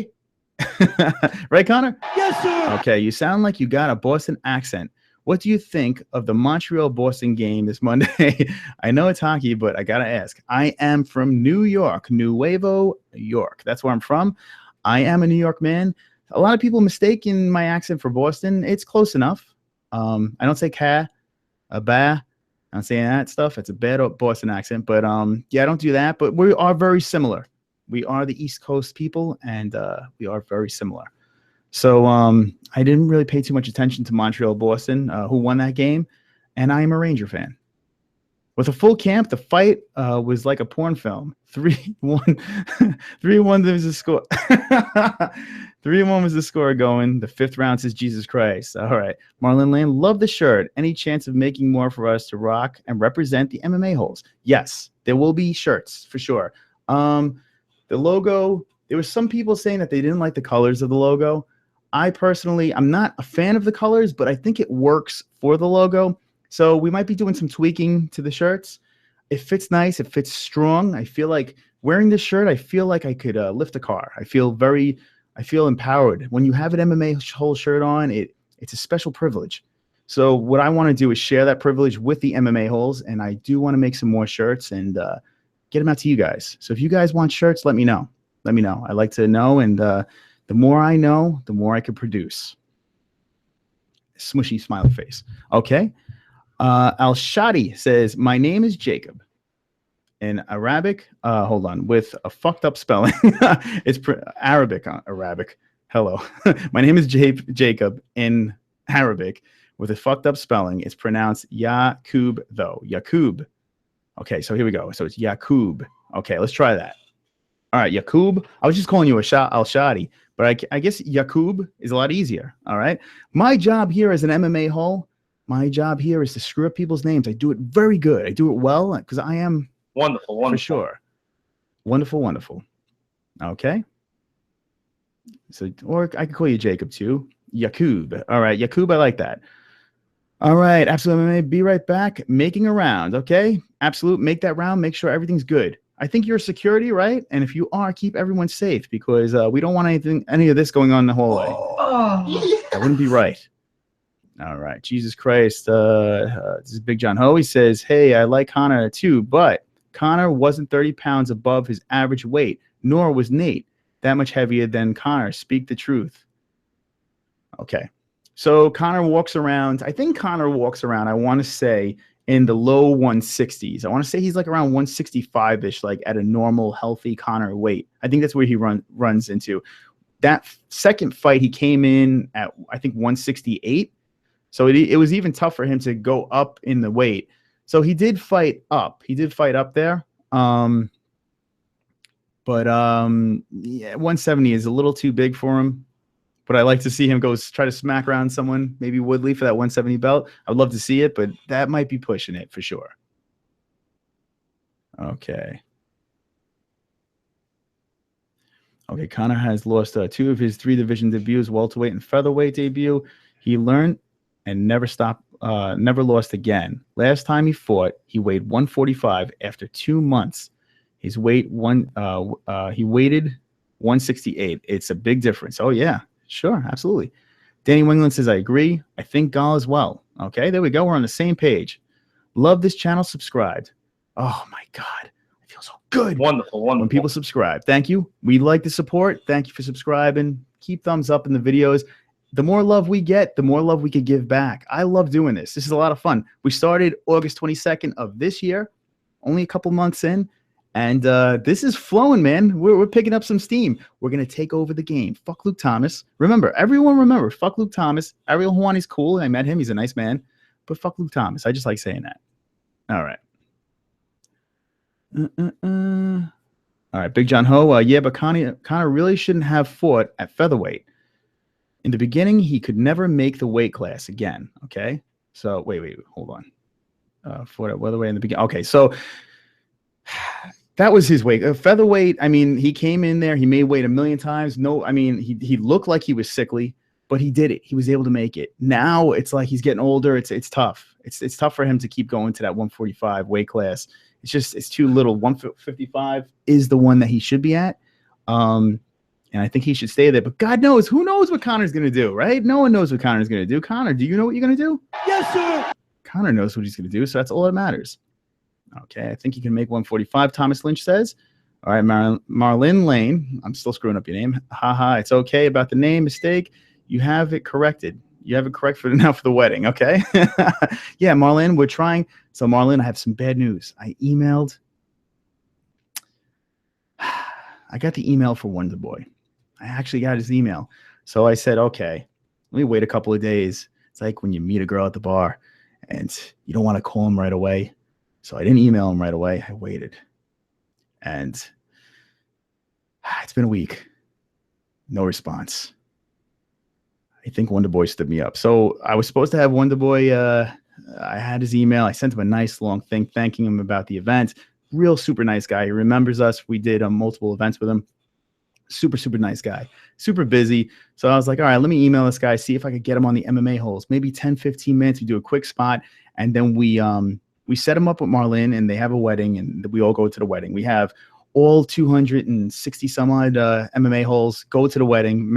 Marlin's going to set it up, and he's not getting back. It's very sad, but hopefully one day. Such a squid, Big John. Okay. Do you think it's cheap to cut too much weight? Hold on. This is from, I'm just going to call you Jacob. Can I just call you Jacob? That's what I'm going to do. Jacob, do you think it's cheap to cut too much weight, height? Wait, I'm thinking you're saying weight. If you cut height, that could be a problem. But if you're saying weight, I got you. Cut too much height just so you can have an edge against smaller competitors. Do I think it's cheap? No, that's part of the game, man. They do it in boxing. They do it. It's part of the game. It's part of the fight game. Do I think they should change it? Okay, you change weight. Okay, there we go. We got it all figured out. I do feel that they can make more weight classes in between, like how boxing does it, have that 5-pound difference in between so you could have safer weight cuts. I do feel that that might be the way to go in the future for MMA. Do I think it's fair? Yeah, it's fair. If you could hit that weight, God bless. Go for it. Starve yourself and gain all the weight back the next day. Knock yourself out. Okay, Jesus Christ. Big John Connor's body is like a squish or a squid, you trying to say, shrinks and enlarges at will. Yeah, it's amazing, right? Isn't it amazing what he could do? Squid, there we go. It is absolutely amazing what Connor could do with his body, man. He literally could fight up at 170. I mean, he didn't quite hit 170, but he's right there. And then at 145, he looks like you could just blow and he just flies away. But he makes it. And he still carries the power at 145. How do you have any power with, like, I mean, he's literally skin and bones. I don't know how he does that, but that's why Connor does it. That's what he does. And Connor is a bad move fool, right, Connor? Yes, sir. All right, for sure. Okay, just another ninja's back. Okay. And if you're down with Luke Thomas, fuck you too. Fuck that guy. Fook Luke Thomas. Here's the thing with Luke Thomas. Luke Thomas, he's a super knowledgeable guy. He knows a lot of shit. He's got a mind of, he's been around for the sport and he's been covering it for a long time. So he's super knowledgeable. My problem with him is he doesn't know how to smile. He doesn't crack a smile. He's so serious and stiff. And it's like, sometimes I'm watching the Luke Thomas thing. And hey, people might say the same thing about my streams. You know, they have their complaints. That's fine. I mean, I have a perfect show. So how could they? No. But my thing with Luke Thomas is when I watch him, I'm so into what he's saying. And then he just lulls me into a trance. He's like, like, that's what I hear after a while. I'm just like, just watching. No idea what the hell's going on anymore. He's just mumbling and I feel depressed and I want to throw myself off a roof. So that's why. There we go. Diaper John says, Fook Luke Thomas. All right. And Big John Ho says, yeah, my spelling sucks. Dude, I have the worst spelling in the world, so I feel your pain.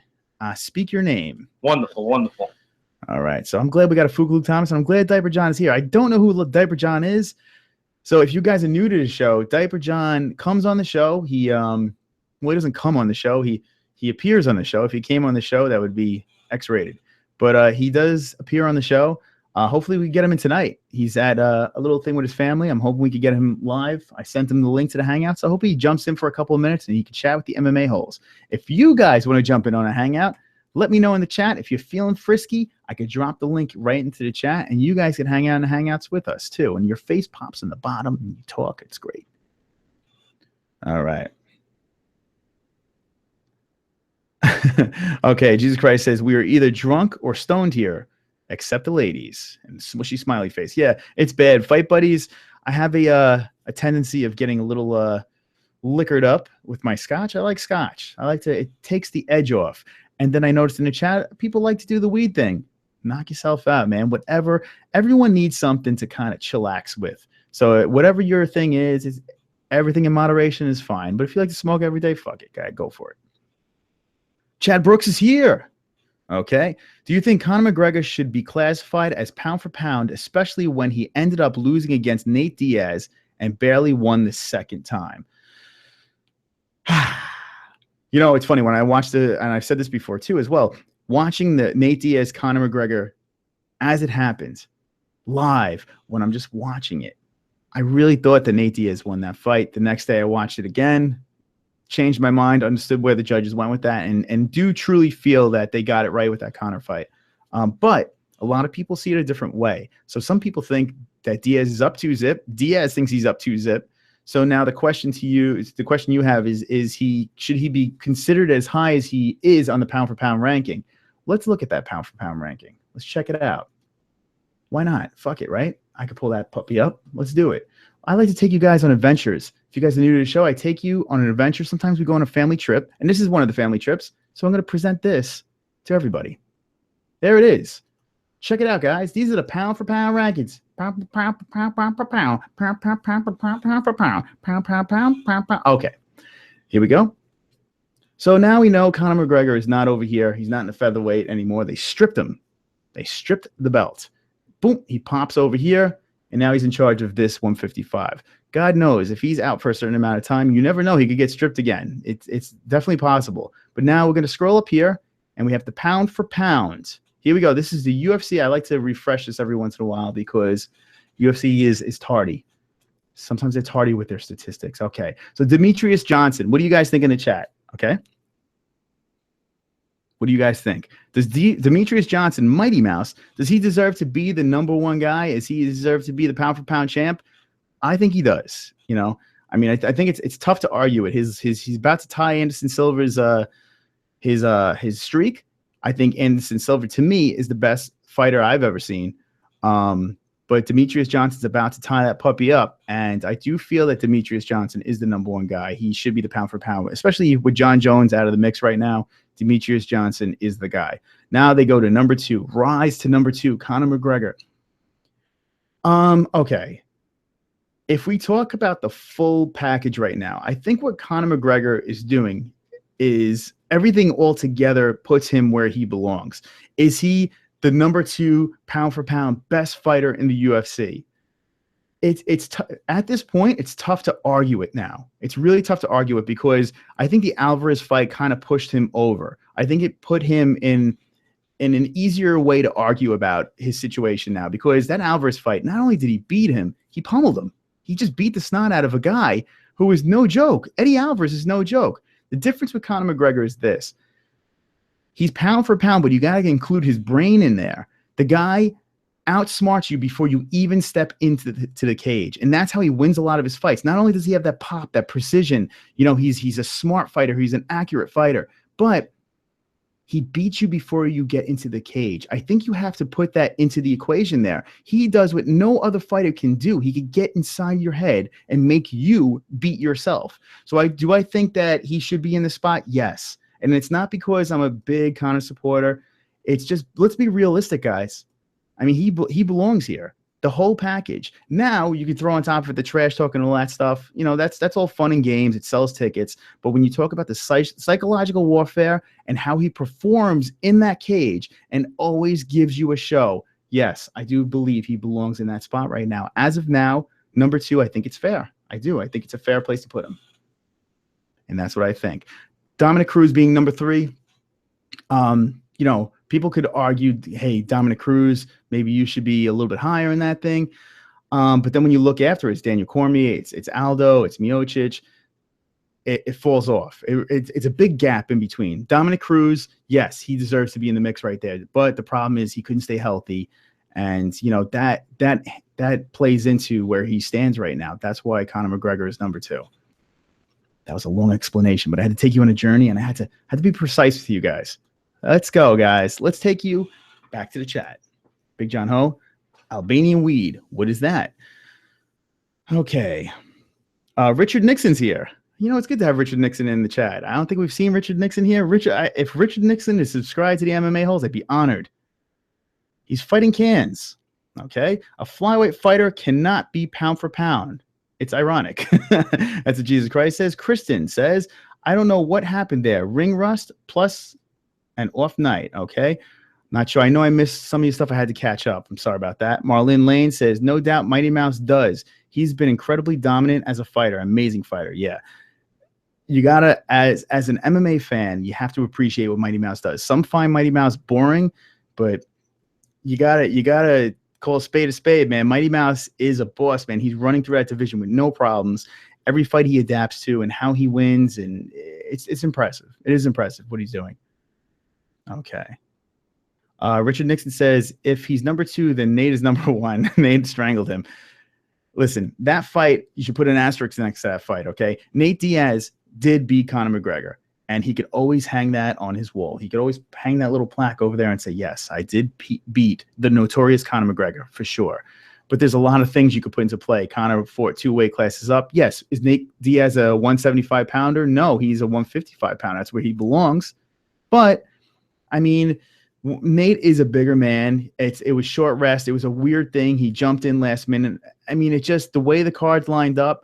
Conor didn't have to take that fight. Most fighters wouldn't have taken that fight. Most fighters would be like, nah, chill, I'm good. Look at Rumble. Nah, I'm good, man. I'm going to wait. If Conor waited, he never would have lost. Remember that. Little knowledge there, right? Wonderful, wonderful. All right. But Nate did strangle him. You're correct. Jesus Christ says, Albanian weed puts you to sleep. Albanian hashish. The Greek weed is awesome, but you cannot find it. It's tough to get Greek weed. See, we learned something very new. Albanian. It's like you have Mexican weed. Mexican weed is no joke. Realistic. You like riding Connor's nut. Listen, I try to be as realistic as possible here. I mean, if you just look at the facts, okay, it sucks. And especially like you're calling me out right now. A lot of my friends do the same thing. I've been riding Connor ever since he went into the UFC. Even before the UFC, I was following Connor. I was like a super Connor guy. Loved watching the way he grew into the fighter that he is right now. It's tougher for me to defend it because everyone's like, oh, you're a Connor fan. But it is what it is, man. The facts are the facts. The guy backs it up. All right. Running through bums. All right. Maybe Dennis Seaver, which I was at that fight too. Maybe you could say that was a layup. Okay. Jacob says Eddie totally believes he was. And by the way, Eddie Alvarez is not a bum. I mean, I don't understand how you can say he's a bum. That guy he's a good fighter. And he totally believed he was going to win that fight. Now he says he lost through his own fault. It'd be nice if he would have admitted Connor is better than he thought. Yeah, see, a guy like Eddie is not going to admit that. He talked so much shit on the way to that fight. He's not going to admit it. And I don't blame him. I don't blame him. These guys have pride. This is their lives. They're not just going to say this person is better than me. The politically correct way of doing it is he was better than me this night, like how the football players do in any other sport, you know? That's that. Okay. Where did I go?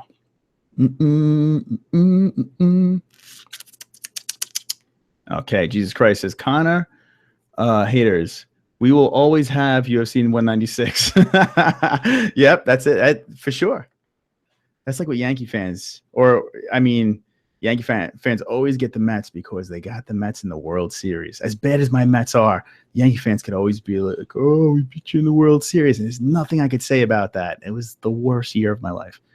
Okay.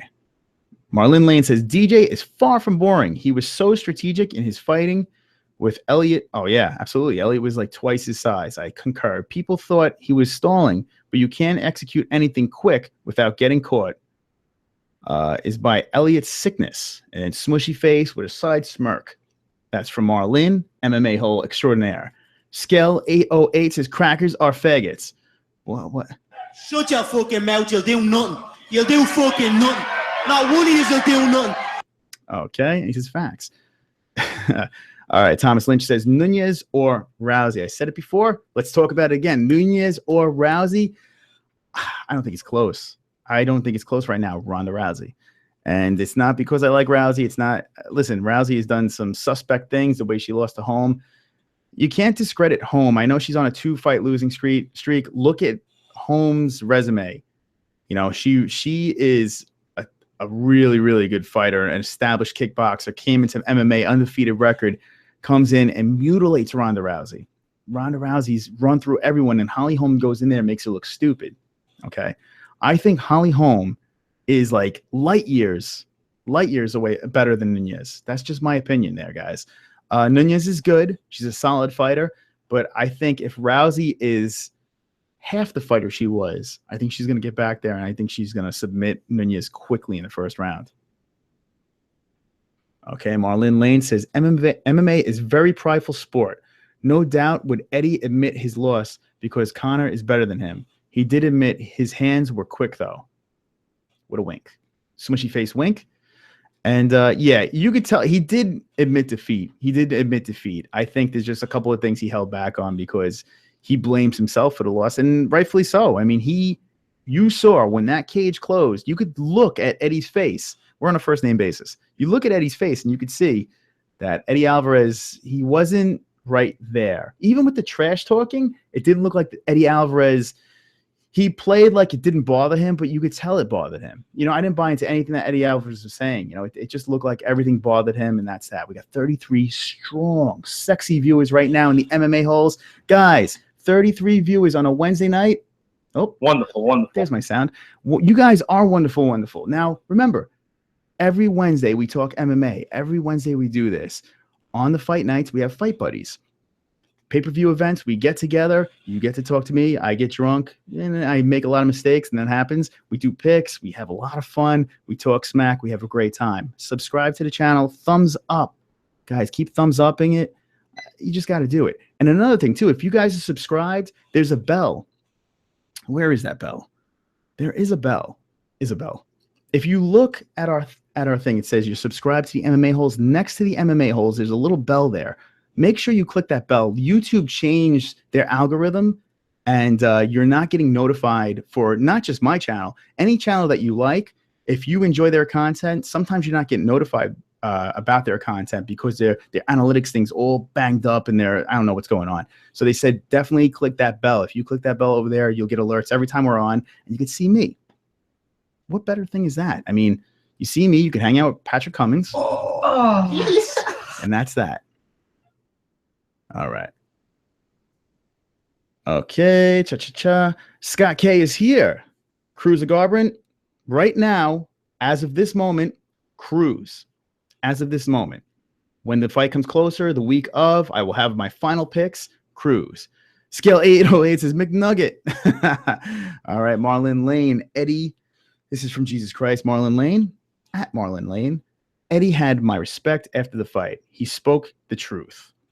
Okay. I like Eddie Alvarez. I liked him in Bellator. I like what he does now. He's a tough dude. I love the way he fights.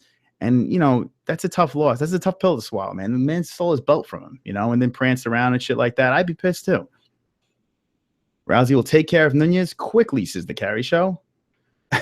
Scale 808 says, I can tell Scale 808 is going to be a funny MMA hole here. Don't forget McNugget, and then dash Diaz. I love it. I tell you what, I earned a lot of respect for the Diaz brothers after that fight. I liked them before. I like them even more. The way Nate Diaz handled Conor McGregor was brilliant. You may not think it's brilliant because of the way he talks and everything like that, but I thought he handled McGregor fantastic. He didn't give a fuck. So good for Diaz on that one. And the whole incident where they're throwing shit around, I am convinced that McGregor calls up Diaz, is like, bro, we're going to do something stupid here. You in, I'm in. And that's what they did. I do feel behind closed dogs, behind closed dogs. I love that. Behind closed dogs. Behind closed doors, I do feel that McGregor and Diaz are boys. Look at Nick Diaz was at the freaking McGregor after party. Nate Diaz was there too. They're cool. They're cool. I do feel a lot of their antics are calculated, and I think they do want to fight each other. Both of them want to fight each other again. Okay, here we go. Swiss Cheese is here. It says Nunez is going to smash that DNB in the first round. Okay, big words by Swiss Cheese. Okay, that's what you think over there. Good for you. That's what we like. We like to have everyone's thoughts. All righty. Tim F. Carry biased Rousey fan. All girls love Rousey.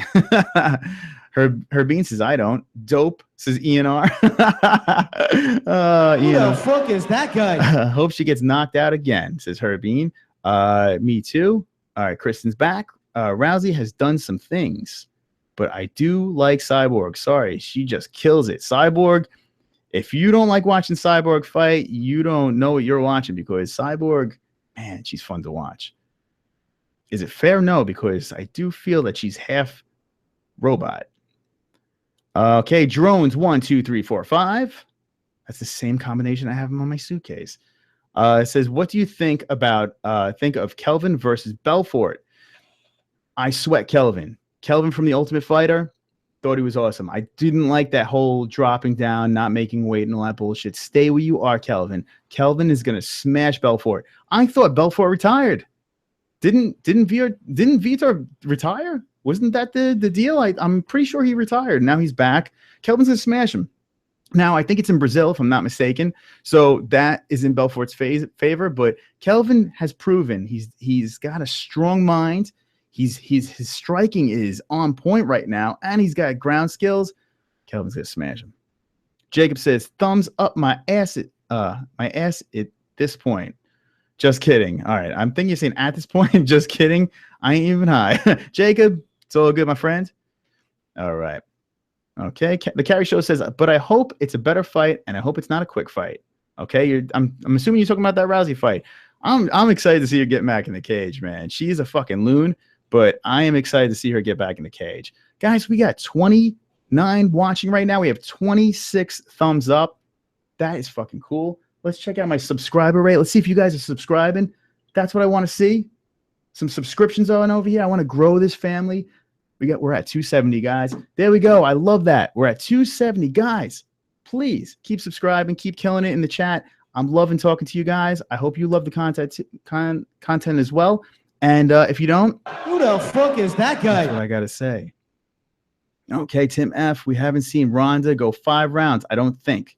Ronda going 5 rounds. Ronda going 5 rounds. No, I don't think we have. No, we haven't.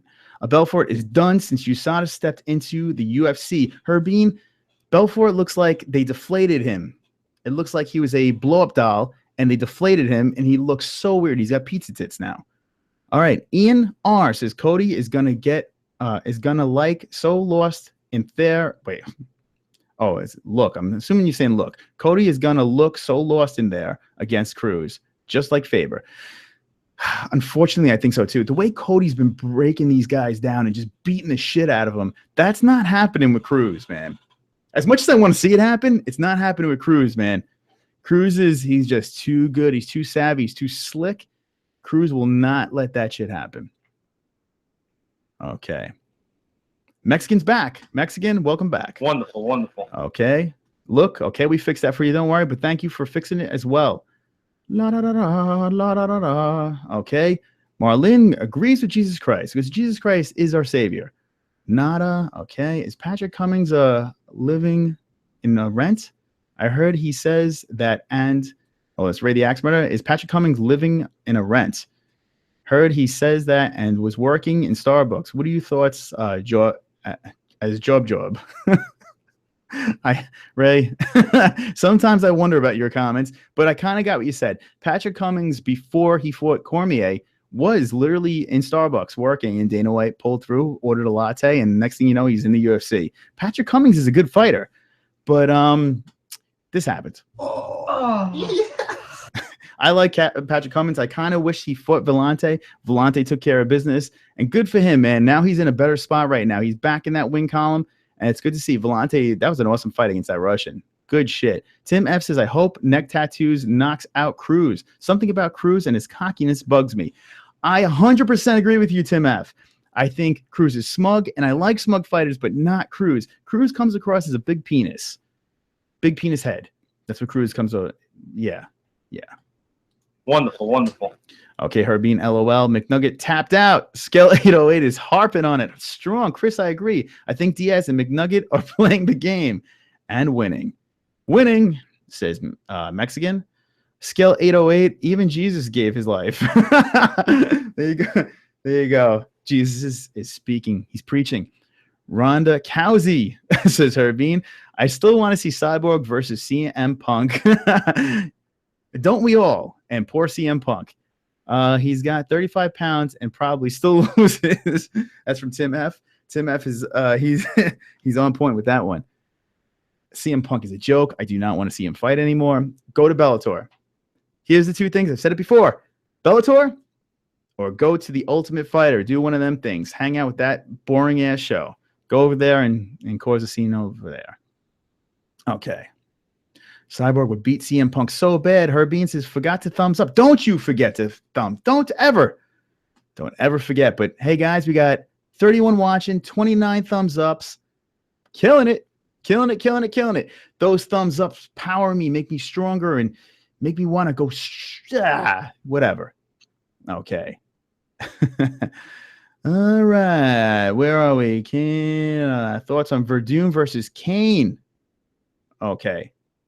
Hold on. Let's go further. Jesus Christ. All right. I'm not missing you guys. Carrie, I'm with you. I'm Ronda Rousey. That's from Marlin. Jesus Christ, give an iPhone 7 tablet, laptop, and you will double your subs.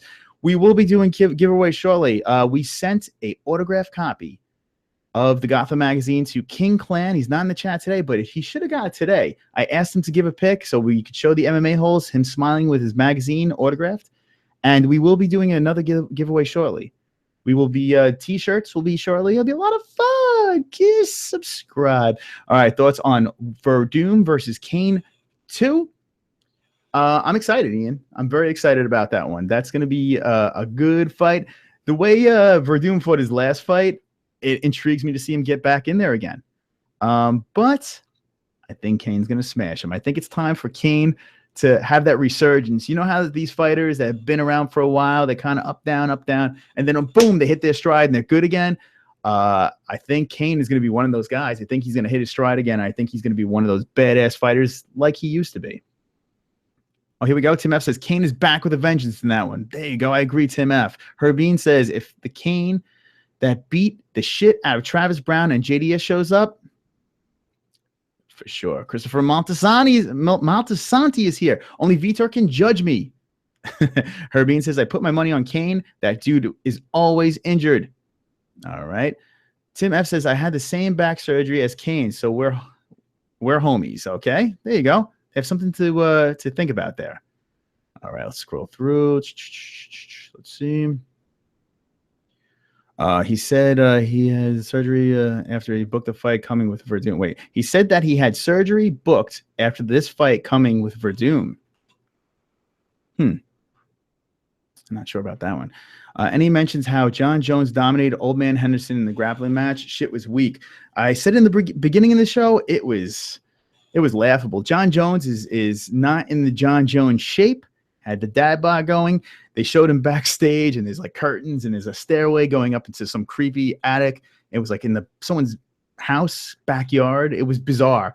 And then they get into the cage, and it's all bootleg, and they're laughing, and they're slapping each other, and it's just goofy. It's just goofy. John Jones it was like a cat playing with a rat before it was going to bite its head off. That's what it was like. John Jones was playing with its food and then submitted Henderson. I think everyone knew that was going to happen. And then all the goofy stuff afterwards with them calling out other fighters and other fighters calling out John. It's just, what's going on? Well, what is that? I don't know. Okay, Jacob says, LOL, and that was the latte that changed Cummings' life. After that latte, okay, Mexican, and also Bader Harry was winning that fucking fight. Okay, I still can't see where Bader broke his forearm. I have to go back in that one. John Jones looked so out of shape in the grappling match with Hendo. Yeah, man, right? It was so weird. So weird. On Instagram, he's all jacked up and doing deadlifts and all that shit. And then you watch him in the cage, and he looks like all frumpy and weird. I don't get that. Special effects. John Jones looked like he could fuck a buffalo. He was big. No gay, says Mexican. Wonderful. All right. All right, Herbine likes that. Tim F says no gay for buffalo. All right, here we go. What do we got here? Eman Figs, welcome. Rousey looks fantastic. I don't think Nunez has a shot. I concur. Is Rousey a head case? Yes. Does Rousey have ring rust? Yes. But Ronda Rousey is Ronda Rousey. I don't care how much time she has off. She is Ronda Rousey. Come on, guys. Nunez is just not that good. And honestly, Miesha Tate got lucky with the Holly Holm fight. I'm sorry. She was losing that fight. She got lucky. That's how I feel. And look how Tate goes out. Now Tate looks like she's going to be doing that grappling stuff. I don't know what she's doing. Some say she's announcing. I don't know what the hell's going on there. But I do feel that Nunez is not that good. That's just my opinion. Don't kill me. Where are we? What, says Tim F. Mexican says, now John Jones versus Chael Sonnen. They're making a joke out of grappling with this shit. This isn't elite grappling. Yeah, I think that's the problem. It's like a slap in the face right now. It's just something for John Jones to be. I bet his publicist is like, listen, John, we're going to need you to do something here. My buddy's having a backyard grappling match, and we need you to go in there, beat up Old Man Henderson. Do you mind doing that for me? And John Jones was like, fuck it, I'll do it.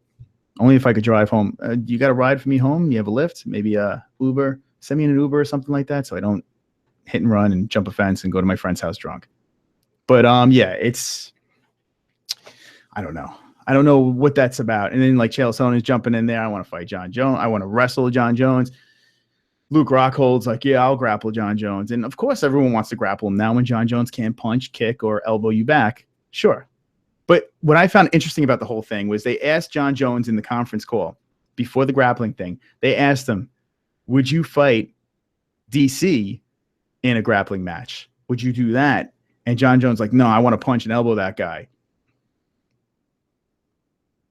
Of course, you don't want to fight DC in that, because if we handcuff you and you got to just wrestle DC, sorry, my friends. Sorry. It's not gonna work out too well for you. But, you know, Luke Rockhold, I mean, you know, these other guys that are a little bit smaller than him and stuff like that. Although Luke Rockhold's a big guy, I feel John Jones would toss him around. Okay. Thomas Lynch says if Ronda sticks to whatever she knows, best mainly she will win. Okay. Mexican says Mackenzie Dem is the future of female MMA, I say. That is a prediction from Mystic Mexican right there. FTWBK is here. Women should only fight naked. Well, that's just damn sexist, right? Wonderful, wonderful. But if they did fight naked, this would happen. Oh. All right, Jimmy Powers is here. I've been watching the submissions grappling matches, and they are junk.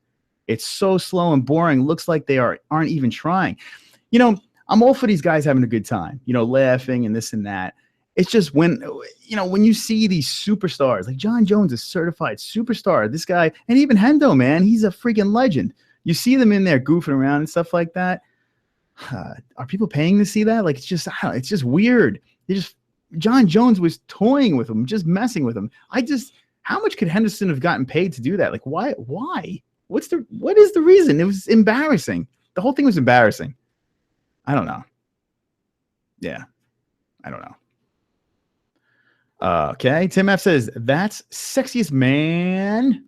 Okay, Nicholas Bustos. Welcome, Nicholas. I think you're new. I don't recall you. Welcome to the MMA-Holes. McGregor versus John Jones. Okay, so let me break this one down. McGregor versus. Come on. Listen, Mr. Mac. Of course, McGregor. Yes, sir. All right.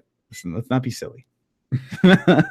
Jimmy Powers, Dana White putting on the Jermaine HOLM title fight. Smart move or no? Okay.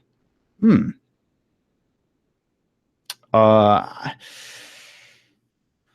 hoping that fight is not the context. I'm hoping that fight is not the main event. I'm hoping that's not the main event. I want to be in the building for that. So yeah.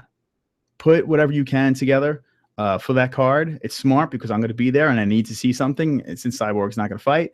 So, like I said before, I kind of want to see Cyborg fight for that belt. It is her belt. It's her belt to lose. Cyborg should be the 145 champ. Okay. Now they're putting this together because they're saying that Cyborg doesn't want to cut weight in a short amount of time and all this bullshit. But, you know, they put this together to try to save a Brooklyn card right now. That's what they're trying to do. They're trying to save a card, so they throw this fight together. Holly Holm is a great fighter. I think she's a very good fighter. I know she's on a 2-fight losing streak, but you see a lot of fighters, Pettis, on losing streaks that go to other weight classes and kind of bump up, you know, and that's pretty much what's happening here.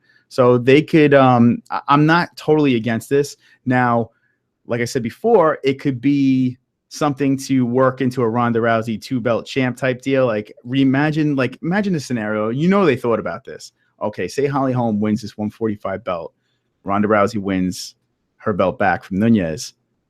What are we going to do here? You know what we're going to do here. Bang, rematch, possible 2-belt champ deal on both sides.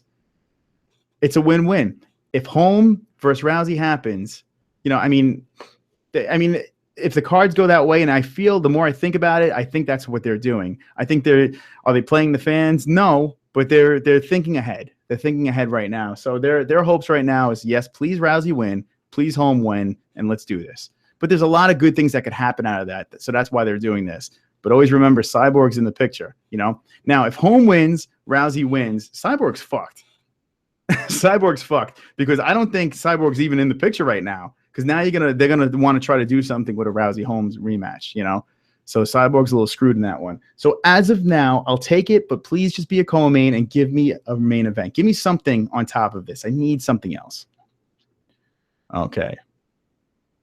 I think so. Forces Cyborg to fight, says Jimmy.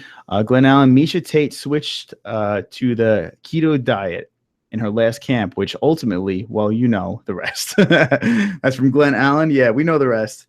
She had to retire. Verdum versus Jones in a grappling match. Verdum versus Jones in a grappling match. Yeah, we're not going to see that. Bay 2, damn liberalism. Okay, Mystic Mexican. You like that, right, Mexican? Mystic Mexican. That's what you're gonna call when you do your predictions. That's what we give you. Yeah, Mystic Mexican. Mystic Mexican. Okay, here we go. Everyone likes that. Misha Tate retired from MMA, and she grabbed that night also. Hold on. She grappled that night also, and yes, she won. I can't remember her opponent. That's what he's saying. I stumbled through that one. I apologize. Cerrone versus McGregor at 155. I don't think Cerrone's ever going back to 155. I don't see it happening. I think 170 is his home. That's where he belongs. Okay, Jimmy Powers is new, and I like how you read my statements. Already subscribed. Booyah, Jimmy Powers. And hey, since you subscribed, you wonderful. Drop a like. We like those thumbs, and we like them high and strong. Guys, if you're new to this, my name is Chris. I am part of the MMA-Holes at the MMA-Holes on our social media, and I am the 2-belt podcasting champ. That's right. All right. Diaper John, I'm going to fuck you up. Don't encourage this. Jessica Evil Eye says Jed Hud. All right, Sony, let's see. Cerrone couldn't hack at 155. That's why he's 170. Okay, so here we go. Jimmy agrees. Sorry, Mex, LOL. They are just building Cyborg's contender. That's possible too. Okay, Jess, yes. Good one, Mang. Okay, Jed, yes. Okay, here we go. We're going through. Iman Figs says Gal or Northcutt. I think Northcutt too much to handle. Okay, so you got a Northcutt. I'm saying Gal. I do feel Gal's going to win. Sorry, Mystic Mex. All right. Yeah, I do think Gal's going to win that one. But hey, it could go either way. That's why we're watching it. I see a lot of people are interested in that fight, so now it makes sense why it's a co-main. I don't think it belongs as a co-main event. I think it's too young for these guys to be getting these co-main events. I just don't think it's right. The other fighters like these fucking guys. They just come in here and they're just grabbing co-mains, and it's insane. But as you can see from the chat, people want to see it. So if people want to see it, they're going to rise quicker than others. Okay. Neej. Pettis is going down a weight class. Was not a good thing, though. No, he does not belong there. Go back at 155. Get everything together and try that again. I'm calling you Tex-Mex. That's Jesus Christ. Jacob says, it's interesting. Hold on. Let me fix this thing. I keep on losing the chat. It's interesting to think about where Chael would be now if he beat Silva. Chael never really reached that Conor status, even by his day standards. So I'm a big Conor guy. Back in the day, I was a big Chael guy. You see the thing? The difference between Conor and Chael is Conor wasn't busted for TRT or any of the other steroids or needles in the ass or whatever. And Conor backs his statements up a lot better than Chael did. So, but yeah, there is a very similar approach to their shit talking versus fighting. Chael started that stuff, and Conor wrapped it up in a little bow and does it a little bit better. Actually, a lot better. Okay, if HOLM wins, I hope Shevchenko calls her out at 145 for 145. I imagine that'd be awesome. All right, it's Ninja Pirate Mexican. That would be freaking awesome, by the way. It's cool, my dudes. It was funny. I kind of like it, but I'm embarrassed because I hate Mystic Mac. Well, Mexican, you see what I did there? Mystic Max. All right. You know you're going to be living with that for a little while. But it's all right. It's fine. Embrace Conor, right, Conor? Yes, sir. Okay. Cyborg will take the UFC belt to Risen. That's what Ninja Pirate says. Jed Hud says, take grappled Evil Eye. There you go. There you go. Good call. Abizaba. Hey, Abizaba, what's up? You have to remember that Kayla Harrison wants to fight MMA and plans to fight at 145. There you go, Abizaba. All right. Mexican says, Baby Jesus, you know too much American Latino culture to be living in Greece. I bet you live in Louisiana. That would be like an epic plot twist. Like now, for you that don't know MMA-Holes, Jesus Christ is from Greece. He is on every single MMA-Hole stream. He is the man from Greece. How great is that? Representing from Greece, we love that. But imagine he's from Louisiana. That'd be freaking hilarious. Okay, one day at a time. One day you will like him. Jesus Christ is trying to preach the word of Yes, sir. Conor. Abizada says she is better judo practitioner than Ronda. Okay, fair enough. Okay, Faz. I don't know how to say that name. I'm sorry, Faz DJs. I don't know. Agreed. I'm gonna call you Faz. How about that? Agreed. Dean Acer says the champ. The champ. Yes, sir. Champ. Yes, sir. All right, Dean. That's right, my man. Us Connor boys got to stick together. All right. Champ, Max remains lands. Okay, let's go through. Let's go through this a little bit. Let's go through. Let's catch up a little bit. I thought they were trying to make Max versus Jose at 208, says Garrett Foey. I want that to happen so bad. Like I said earlier in the beginning of the show, I feel that Jose threw it out there saying, I'm ready to go for 208, knowing that Max is not going to take that. Max said that he wants to spend time with his family, enjoy the belt, and then jump back in there and find Jose Waldo. That's what Max is saying. Jose throws out a bluff saying, I'll fight you at 208, hoping that Max will say, no, I want to spend time with my family. I hope Max calls his bluff, and it happens. We still have time. Today was the pre-sale for 208. Tomorrow is the pre-sale for the regular peeps. And then Friday is the actual fight. I thought UFC tonight, I thought they would have pulled something out and had something for extra for 208. Nothing. We have one more day to pull something together for that. I'm hoping they could do something. Okay. Cerrone needs to stay at 170. He's too skinny at 155, says Kristen. Too skinny. Platinum Perry, GOAT black belt hands. Greatest of all time. Platinum Perry. Platinum Perry is awesome to watch, man. That's right, Ninja. I concur. Right, Connor? Yes, sir. All right. Bonifacio Razo, one face, one race. Mediterranean temper. Okay. That's smushy face right there from Jesus Christ. SG is here. Welcome, SG. You look new to me. Welcome to the MMA-Holes. Ronda can beat Nunez, but it's going to be all mental games for her. Yeah. Can Nunez get into Ronda's head? I don't think she can. I think, the English, the broken English, the way she speaks that, I don't think there's going to be much shit talking that's going to be able to get into Ronda's head. Let's face it. If Misha couldn't get into Ronda's head, and Misha tried her best to get into Ronda's head, if she couldn't get into Ronda's head, I don't think anyone's going to get into Ronda's head. The problem is I don't think Ronda could get into Ronda's head. She's there. So I think Ronda's got this one. Strong. Connor tapped Ninja twice. Jesus Christ, says Ninja last year. All right, Dean Acer says, Ninja Pirate, you're a bum. You're a boom. Right? Who the fuck is that guy? All right, Connor runs the game, Dean Acer says. Okay, Neej, what is your view when it comes to weight cutting?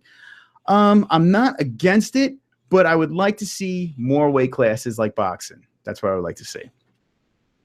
So, let's make those cuts a little bit easier for the guys. This way we don't see guys almost killing themselves. Baby Jesus, okay, Smarty Pants. I guess you win. If we leave out the inquisitions, colonizations, and the rape of my ancestors. All right. There you go, Mexican. All right, Mex. Where's the Catholics? The bad side in Greece. Okay, that's from Jesus Christ. Ninja Pirate. Connor, a good fighter. You guys are killing it today. And a great talker, says Pirate. All right. Ninja Pirate also says, what's the hate? Jimmy Powers, what? Jesus Christ, I admit it. It's our fault. These Roman Catholics got power. Guys, you are killing it in the chat strong. This is an awesome one, man. You guys are flowing. So what I like to do is I like to read the chat. I like to give you my picks, give you my opinions, go through the fights, break down fights. That's how the MMA holes work. What I try to do, the best of my ability, is talk with you guys in the chat. That's what I like. This is a fan channel. This is something like I'm a fan. Everyone's a fan of MMA, mixed martial arts, Bellator, UFC, everything. Let's just talk, man. It's good times. So when I see this chat rolling, when I see 32 viewers just chilling on a Wednesday night with us, it makes me feel special. So I do this every Wednesday. If you're not used to this, come back, man. Every Wednesday night, we do Fight Buddies, pay-per-view events. We hang out. I get a little sauced up. People get bonged up in the chat. And it's a good time. You guys are so much fun. If you guys want to jump in on the Hangouts, what time is it? We've been going for fucking 2 hours right now. Strong. It's 11:05 over here in New York, Nueva York. What I could do is this part of the show, we could throw the Hangouts in the chat right now. We could throw the Hangouts in the chat. So if you guys have Google Hangouts and you want to jump in and just bullshit and be on air with the MMA holes, talk some shit, hang with us, let me know. I'll send the link in the chat and you guys could chill with me as well. Let me know. Okay, let's scroll through. You think Cerrone looks foolish for leaving Fighters Association after Dana White called him out? No, Dana White gave him $100,000 to bail him out. Cerrone's like, wait a second, let me get back on the dark side. Also, if Bjorn is running the Fighters Union, then I'd be out too. I'd be freaking out. Okay. Hey, John Jones is here. Says John Jones. Okay, I got to skip through a little bit. Let's see. Okay. Jesus Christ says Max in every race. There's a snake. There's snakes in the grass, just like Dillashaw. That's from Jesus Christ. Guys, you're killing it with the watches. Keep those thumbs up flowing strong. Keep subscribing to the MMA-Holes. We're going to slowly take over this game. Slowly get in there. I applied for a press pass for the UFC. The UFC, basically you have to apply for that press pass, and then once you have that press pass, you have access to the events. I could say, hi, I'm Chris from the MMA-Holes. I'd like to ask Conor McGregor a question, and he could be like, yes, sir. And then I could ask something completely ridiculous. So I applied for the press pass. I got my first denial. Apparently they don't want an MMA-Hole in press. But no worries, friends. I have some connections. As you've seen on my Facebook and previous YouTube videos, I do have connections, and I will be resilient. And mark my words, I will have a press pass, a shiny press pass, and I'm going to take the MMA-Holes in events with me. But until then, I'll be paying to go into events and sitting and eating and drinking with all of my friends. All right. Okay. Let's see. Who do you think can dethrone Joanna, or is she going to be the first undefeated? Great question, Iman. Right now, looking at that weight class, nobody has a shot at Joanna right now. Joanna is just too good. KK Carolina was the best chance that we had to see her get dethroned. She's a tough girl, tough fighter. She had a couple of good spurts where she had Joanna against the fence. Joanna stuck through it, smart, wisely finished the fight in 5 rounds, of course, but showed everybody that she is the best in that weight class. And honestly, it depends how far she wants to go, man. If she only goes like a couple more years and keeps defending that belt, I don't think right now in that weight class there's no one that could beat her. I really don't think there's anyone that could beat her. Jed Hudd, Andrade is the only one possible to take Joanna's championship belt. Okay. A lot of people think Andrade might be the one. There's a snake. there's emojis. There's a lot of emojis going on right now. Okay. Nunez has all the tools. Ronda is in her own head against herself, says Ninja Pirate. Dean Acer, do you think if Ronda wins, she'll become the bigger star than she was? I don't think you could be bigger than she was. She was big, man. She was very, very big. I think what happened was I think the Ultimate Fighter kind of screwed her up a little bit. I know a lot of people went another direction, went the Tate route, and wasn't a big fan of Rousey. And there was a little break in her popularity, but she, like Dana White says, has fans from all over the world. She goes to Brazil, and Brazilians are rooting for her over the Brazilian fighter. I mean, granted, who she was fighting she looked like Frankenstein, but if she's grabbing the Brazilian audience over a homegrown fighter, I mean, that shows how popular she was. I don't think she could get any bigger than she was before.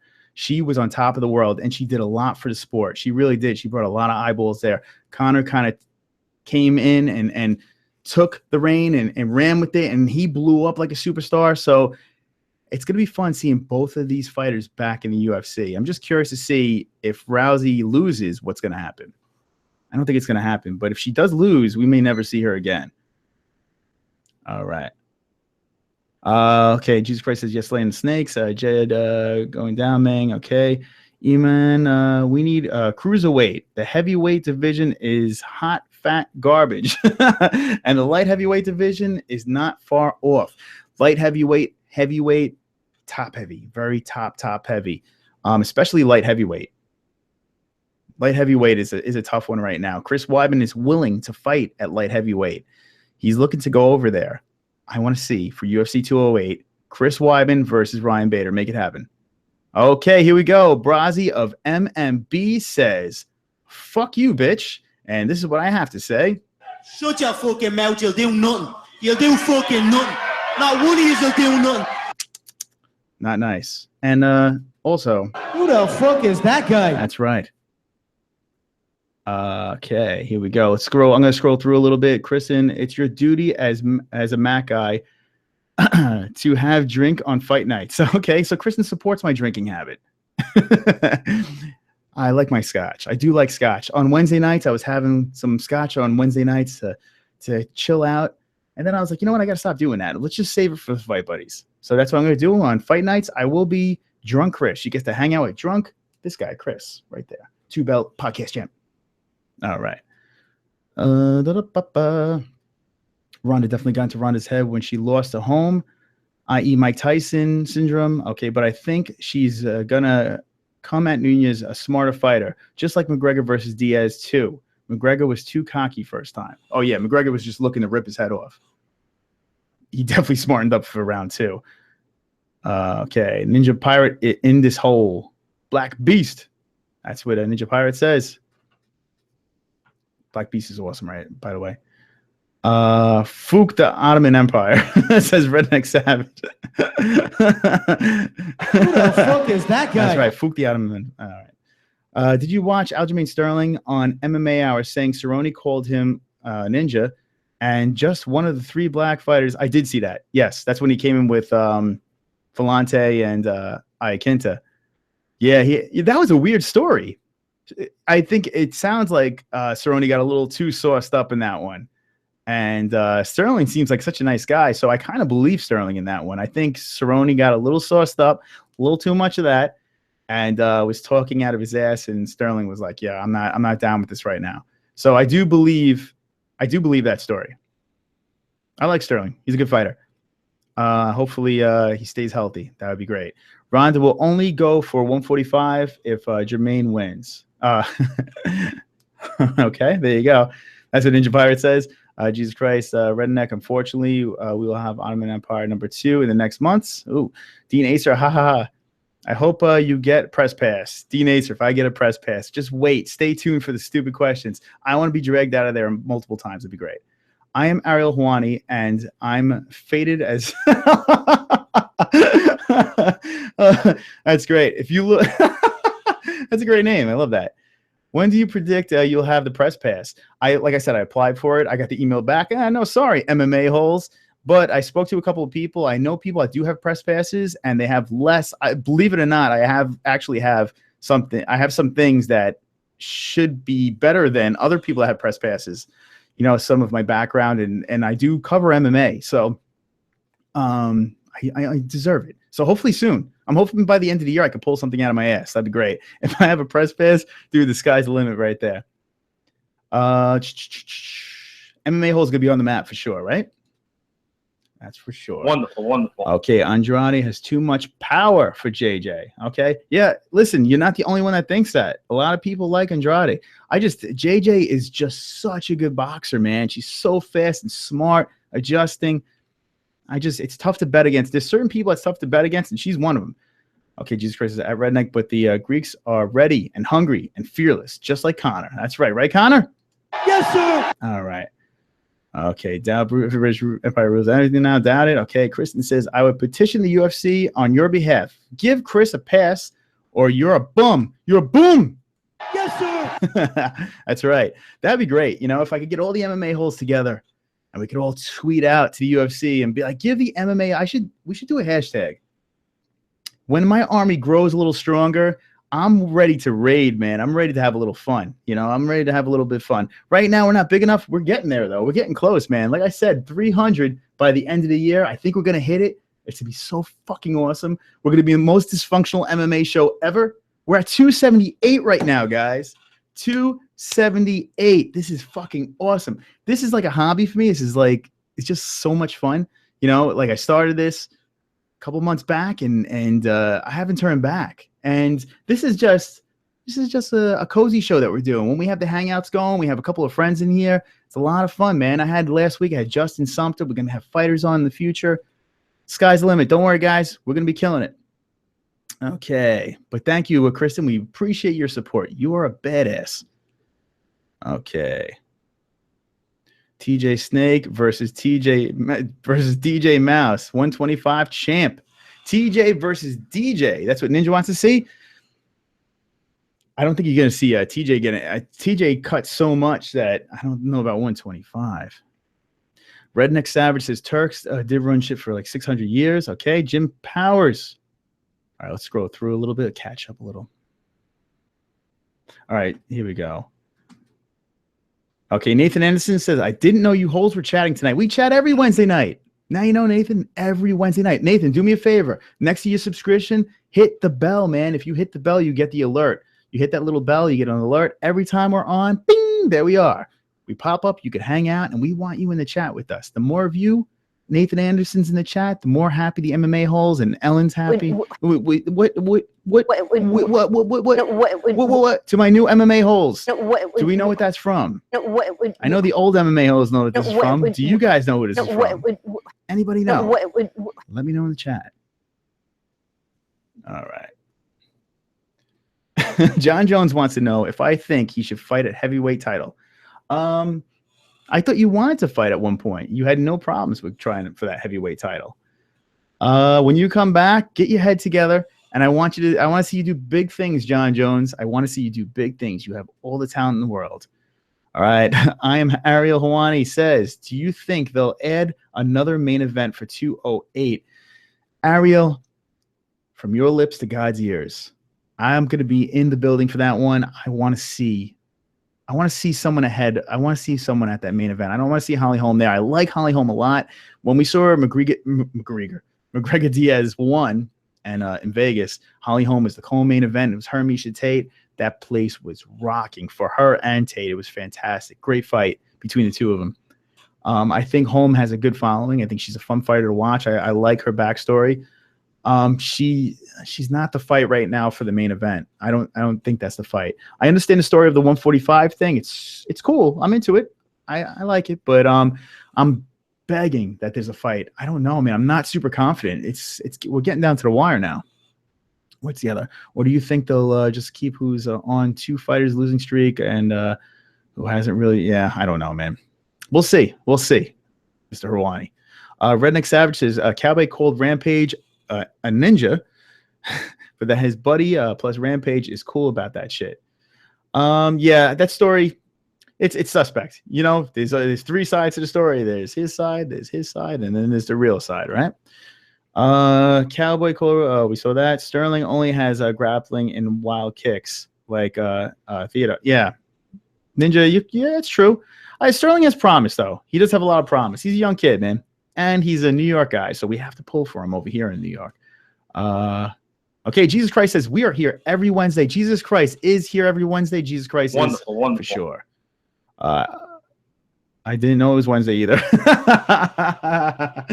All right, so there you go. Now that explains everything right there with Nathan Anderson. He didn't even know it was Wednesday. That's awesome. That's too funny. Hey, John Jones, stop pumping the iron and start practicing again. Yeah, that's right. Listen, this is not a powerlifting contest, man. Get into shape, get into fight shape, and get ready, buddy. Your time will come. Okay, Renan Honky. Cowboy Cerrone is a homie, though.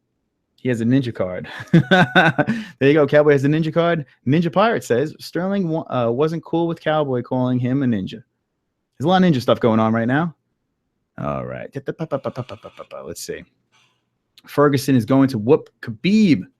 Okay, I don't think Khabib is going to be able to answer all of Tony's tools. Iman, I said the same thing. I concur. I completely agree. I think Ferguson is just too good for Khabib. And Khabib, I know, is undefeated. Khabib is a badass. Khabib, I wouldn't be surprised if he won. But I feel in that fight that Ferguson is just too much for him. Okay. Who do I have to send my double D's picks to get Chris a press pass? See, now Carrie's taking one for the team. Carrie is taking one for the team. Carrie, thank you. Chris needs a press pass. Don't worry, it's gonna happen. And if I need a double D's to get sent, Carrie, I'll make sure I DM you. You skipped my Mike Perry statement, you slippery bastard. Okay, here we go. I know. I'm sorry. I every once in a while I have to jump because I want to catch up. I want to be as up to date as possible. Perry statement, you slippery bastard. Okay. Defense and hold on. Lost you there. Statement, you slippery bastard. Laugh out loud. Okay. He bad defense and is heavy on his leg, doesn't check leg kicks. Okay, hold on. This is a little broken up. Bad defense and is heavy on his lead leg. Okay. Doesn't check leg kicks. Don't think he's getting a title shot. Okay, there we go. I kind of got through that one. So this is about Perry, Mike Perry.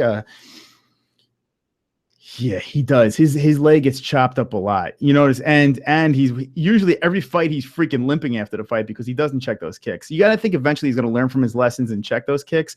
All fighters eventually learn check the kick. So I do think Perry's going to eventually adjust it. The thing with Perry is he's a brawler, and I think he takes technique and throws it out the window when he fights. He just wants to finish people. He eats a lot of punches, and a fighter like that, if he goes far in his career, he's not going to come out in one piece. I'll take a look. Fuck it, says Nathan Anderson. He has Ron White, Nathan Anderson, Mexican. You know, Figs, I like Ferguson and Eddie Bravo, but Khabib is going to whoop his ass. That's from Mystic Mexican says. Redneck Savage says Holly Holm is a butterface. Can't argue. Well, actually, when it comes to that, Cerrone does call Rampage a ninja. There we go. That's from Jimmy Powers. On the phone, it's on YouTube. You could watch the video and you hear him say, oh, shit, it's on YouTube? I'll check that out. After the stream, I'm going to check that out for sure.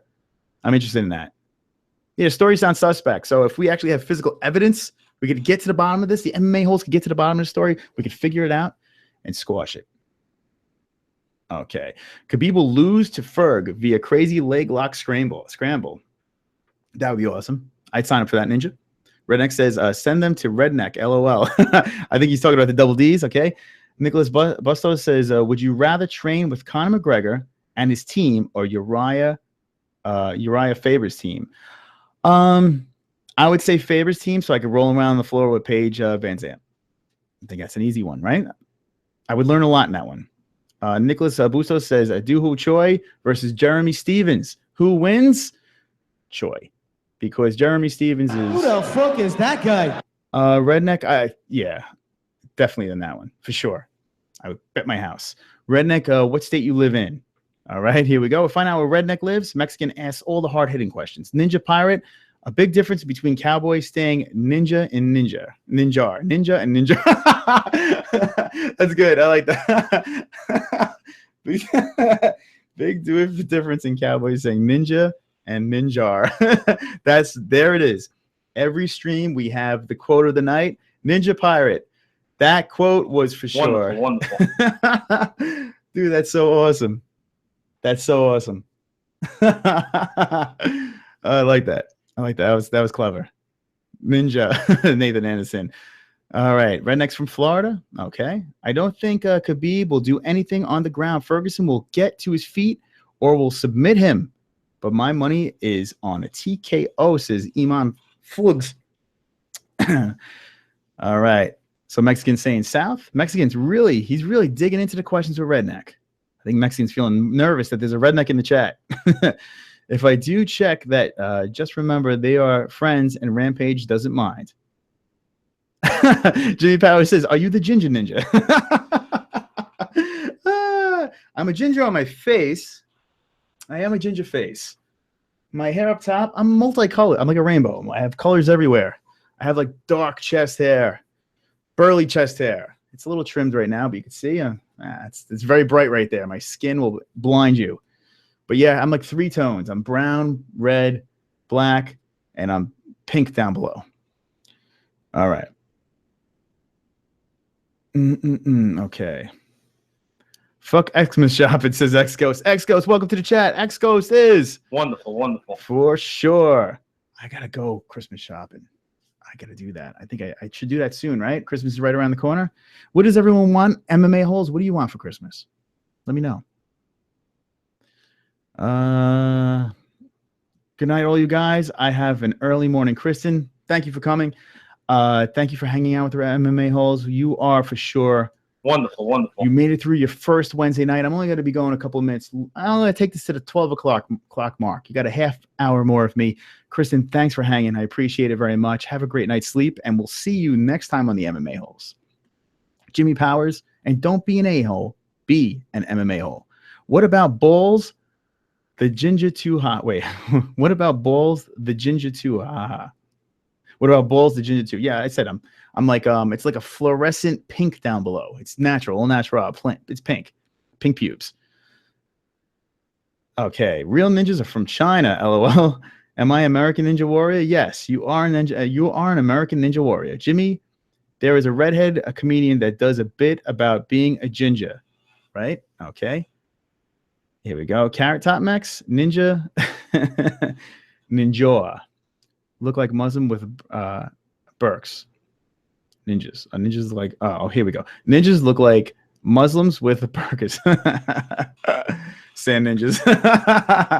Yeah, ninjas is so much better. It's just such a better way of saying the N-word. I want Jimmy Rivera to get the title shot. That would be awesome, for sure.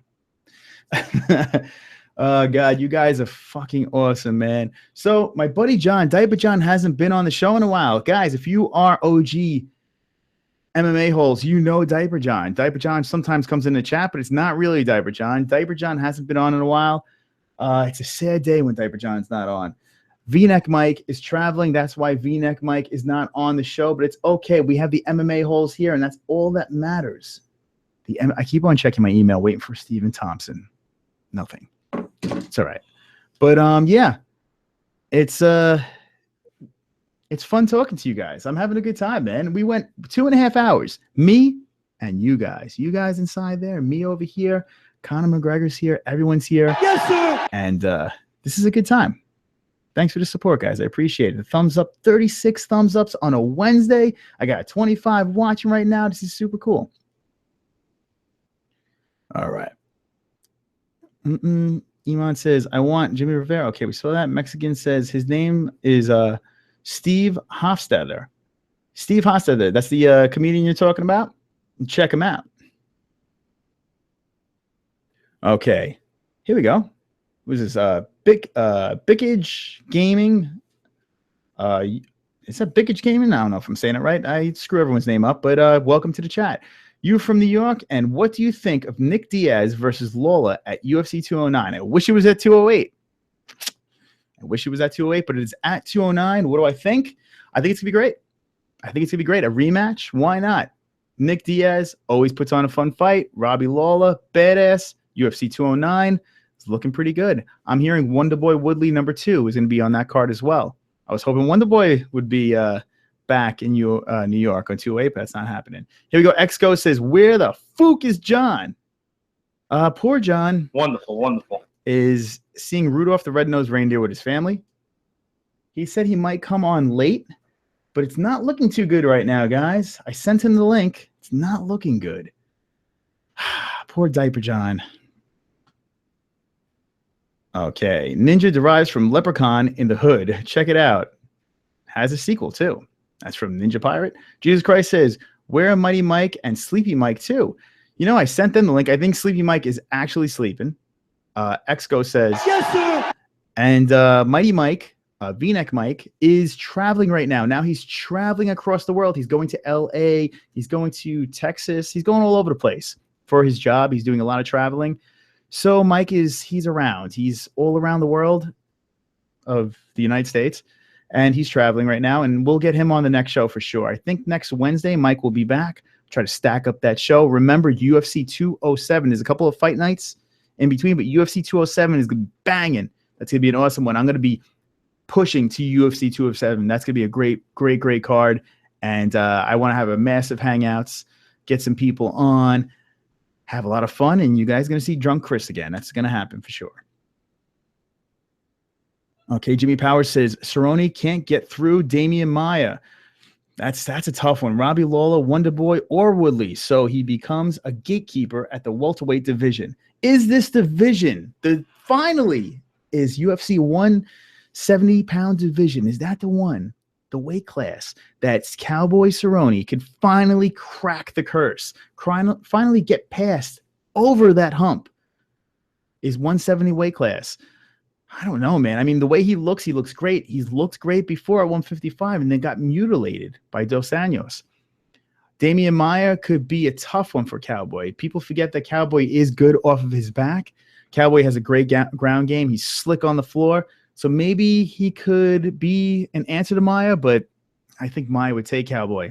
I really do. I thought if Kelvin Gastelum was to fight Cowboy, I predicted Gastelum was going to win before he decided to eat too many cheeseburgers. I thought Gastelum was going to run Cowboy over. Damian Maia's a tough dude, man. I don't see Maia Cowboy just because Maia's just chilling, waiting for that belt. He's going to wait like 3 years until he gets that title shot. So I don't know if he's going to take any fights, but I would like to see a Maia Cowboy fight. I think that'd be intriguing. I really would. Okay. It says, Mexican says, Nick Diaz recently did a podcast with Jamie Josta, singer for the band Hatebreed. Oh, shit. Hatebreed is sick shit, guys. Hatebreed is wonderful. For sure. That's fucking awesome. Does Nick Diaz have his own podcast? And if so, shoot it into the chat. I would like to check it out. I'll definitely tune into that. Okay. Okay, Wonder Boy being a dick. He thinks he's too cool to hang with the MMA-holes. Fucking Wonder Boy. Now, Wonder Boy did a lot for us. You'll see Friday, I'll be putting up a video. If you guys aren't following us on Facebook, no problems. Friday, I'm going to be uploading. I spliced up a little bit of a video of the event that we did for Gotham Magazine, and you get to hang out and check out the behind the scenes and what Wonder Boy, he's signing autographs and doing some stuff for the MMA-holes. So he's a cool dude, real cool dude, busy guy, but he won't email me back. All right. If you need respect, Nick Diaz, after this podcast, you dweeb, check it out. It's good. If you don't respect Nick Diaz after this podcast, you a dweeb. Check it out. It's good. I'll definitely check it out. Nick Diaz speaking on a podcast is a totally different Nick Diaz than when he's being interviewed and a lot of this stuff. That shtick is gone. He's actually a normal guy. The podcast is called Josta, The Josta Show. All right, I'll check that out. The Josta Show. All right. Cool beans. Does he host the podcast? Is it like his podcast, or does he do it with someone else? Curious. Okay. Iman says Lawler's career is close to closing, I think. Diaz is going to win. Diaz is also on the way out, but somehow has taken his less damage. I don't think Lawler... I don't think it's close to closing. I think that Woodley... People are finally realizing how good Woodley is. I don't think Diaz is close to, Lawler is close to retiring quite yet. The problem with Lawler, though, is he's eaten some nasty hits, had some wars. So medically, maybe that could play a part. But I saw him just chilling with Luke Rockhold on Instagram or something like that. He looks good, man. He looks like he's ready to go. So I think we haven't seen the last of Lawler. I think he's going to be back with Diaz, and I think he's going to beat Diaz. Okay, Tyrone will tear Wonder Boy an MMA-holes so he can relate to us. So we're all gonna root for Woodley now and to humble Wonder Boy, so Wonder Boy could come back and be an MMA-hole. Maybe we might have to resort to that. If he doesn't answer my email, we're gonna have to resort to these things, right, Connor? Yes, sir. All right. So Connor's on the same page. Okay. So the inaugural 145 will feature Holly Holm and Jermaine. I can't say her name. I'm good at that, but not Cyborg. What the fuck? X-Gho's telling me about it. We've been talking about it all night. It is weird. I kind of understand what they're doing, though. I understand from a UFC perspective, possible ways around. I kind of get it. I don't know that we don't know the truth. We hear Cyborg side. We hear the UFC side. What is the real side? I don't know. I do see Cyborg whines a hell of a lot, though. So it's tough to back her up, but I kind of hear what she's saying.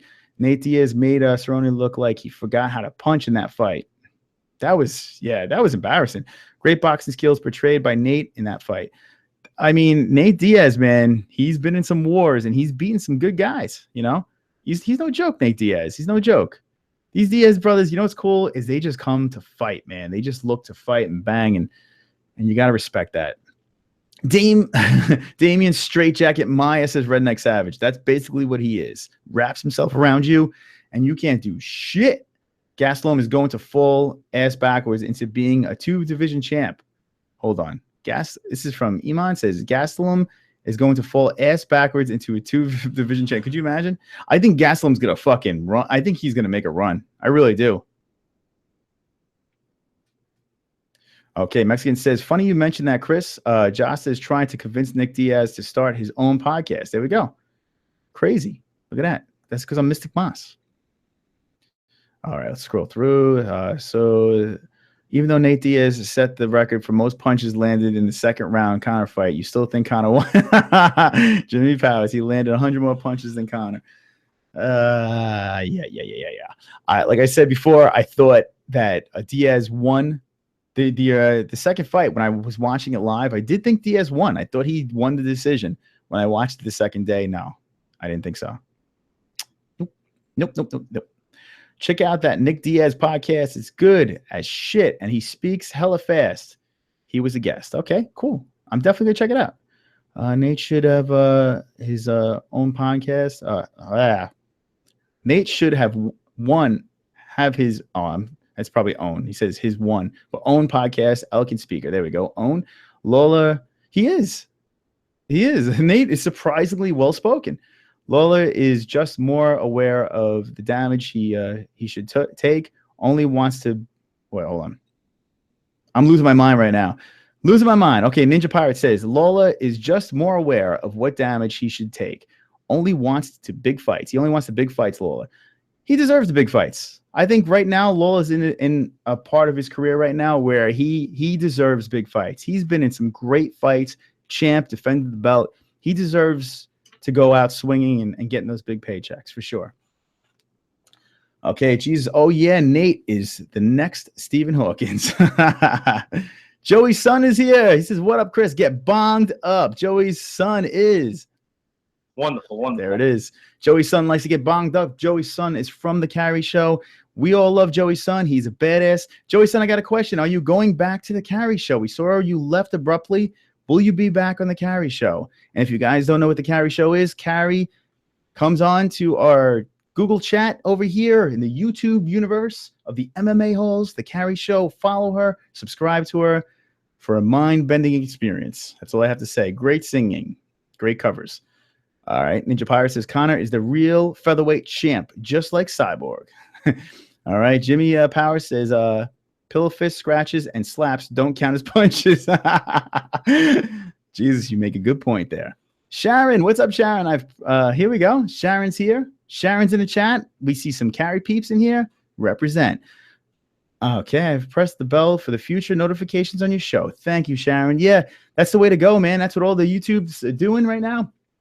So last night I stayed up until 4 a.m. studying YouTube analytics and the way YouTube works and how to grow a channel and all nerdy shit like that. In a nutshell, they said that all the large YouTubers right now, the huge megastar YouTubers that are making all this money, are basically all pissed off because everything's changed. YouTube switched the game right now and it's trying to make it for the little channels too, kind of balance everything out. One of the big things, one of the very important things is that bell. Because in your subscriptions, they're kind of scrambled and they don't alert you much. So now they want you to click on that bell. So just make sure you do it. Just takes one press. All right. Okay. Okay. Mexican says, Joey's son, my English fish and chips biscuit munching ninja. Sup? All right. Mexican and Joey in the chat. The Diaz time off is smart for the career to recover from the MMA damage. Yes, it is smart. Very smart. You got to recuperate, man. You got to heal them faces. Those bloody faces need to heal up and start back up again. Those Diaz punches are funny as fuck, though, to watch. It was a close fight, though. Yeah. When you get a Stockton slap, it is fucking hilarious, man. As a fighter, I would never want to be hit with a slap in a professional fight on a big stage. Someone just bitch slaps you. It's got to be the most annoying thing ever. And kudos to the Diaz brothers for doing that. Jimmy Powers, some of those punches were lackluster for sure. I don't think for a while, Chris. Joey's son's taking a break. Well, Joey's son, heal up. We don't want you to take too many punches to the face from the Carry Show. And we look forward to seeing you back on that show soon. You're a funny motherfucker. All right. Sharon says, hi, Joey's son. All righty. 2 fights, 32 minutes, 1 submission to a gassed opponent, and 2 1-minute Fury slappy punches. Pound for pound loser, says Jesus Christ. All right, they're going back and forth about the it always goes back to Diaz McGregor. That's why we should see a third. Joey son, what's up? Last night. Sharon, hi Chris. Peace. Sharon, how are you? Don't worry. I'll have to post it to Facebook to try and get you some subscribers. Jimmy Powers, thank you, my friend. Yeah, guys, post it on your social media. Take the link, spread it out there. Say this sexy motherfucker needs some subscribers. He's Wonderful, wonderful. took a second for me to get that, and he has Conor McGregor on his show. I mean, how if you're an MMA fan, Yes, sir. why would you not want to hang out with Conor McGregor, right? And then people are gonna click on my page and be like, Who the fuck is that guy? but thank you for the love, guys. I love it. You guys are the best. Hey, Sharon, Joey's son, Mexican. She kicked us all out of the house. The show. Yeah, I did see that. I left. I came back and I saw everyone was gone and she was just singing. I was like, what the fuck just happened? Sharon. Okay, hello. Is Caleb your son? So we got some carry talk right now. If you guys don't know what's going on, that's the carry show, man. There's a lot of stuff going on. Subscribe and you'll know what's going on over there. Exco says, if you've ever seen someone flying on the MMA-holes with a cape, the best is I'm doing a serious interview with Justin Sumter, badass MMA fighter. Drop the link in the Hangouts. Carrie jumps on, and she's just flying. She's just flying. She's literally in the corner of the screen as I'm having a serious conversation, and she's flying. It's priceless. Carrie, thank you. Thank you for that. You're the best. All right. Okay, fuck YouTube. Can't skip commercials now. Yeah, YouTube is getting real bizarre, man. Getting real bizarre. My goal, make a couple of bucks. Why not? If I'm doing this, make a couple of bucks off of YouTube, get more production value, get cooler stuff, get more opportunities with the UFC, and then that just provides better content for you guys. So the more support, more likes, thumbs ups, and all that bullshit that we beg and ask for, the better the content gets. But I appreciate everything, man. You guys are fucking, you're no joke, man. This is the best chat on YouTube, hands down. When I see all that other stuffy shit going on, MMA talk, it's boring, man. But this shit is the shit right here. You guys are hella cool, and I like it. I like this family. I like this community. You guys are all wonderful, wonderful. Okay. Carrie's back. Hi, Joey's son. I'm so proud. It was the Mac guy's fault, and he did apologize. I am sorry about it. Okay, that's from her show. Diaz slap is a check hook range finder. Yeah, you know what? That's a good way of putting it. It's something that looks, it just looks fucked up, and then he points in your face. But it is, yeah. I could see that as a tactic for sure. And if he gets into boxing and he does professional boxing, is he gonna be doing the same thing with the big glove slap people? That'd be freaking hilarious. Sign me up for that. No more Stockton slap. New rules says open palms to the face to try and get rid of eye pokes. They need to close up the front part of the gloves. As much as I hate to see that, especially guys like John Jones, they do that. They go forward and they're poking their fingers like, if this was your eye, that would be what it looks like this. It would look like this. It would just look like this. Yeah. But they do maybe give mittens.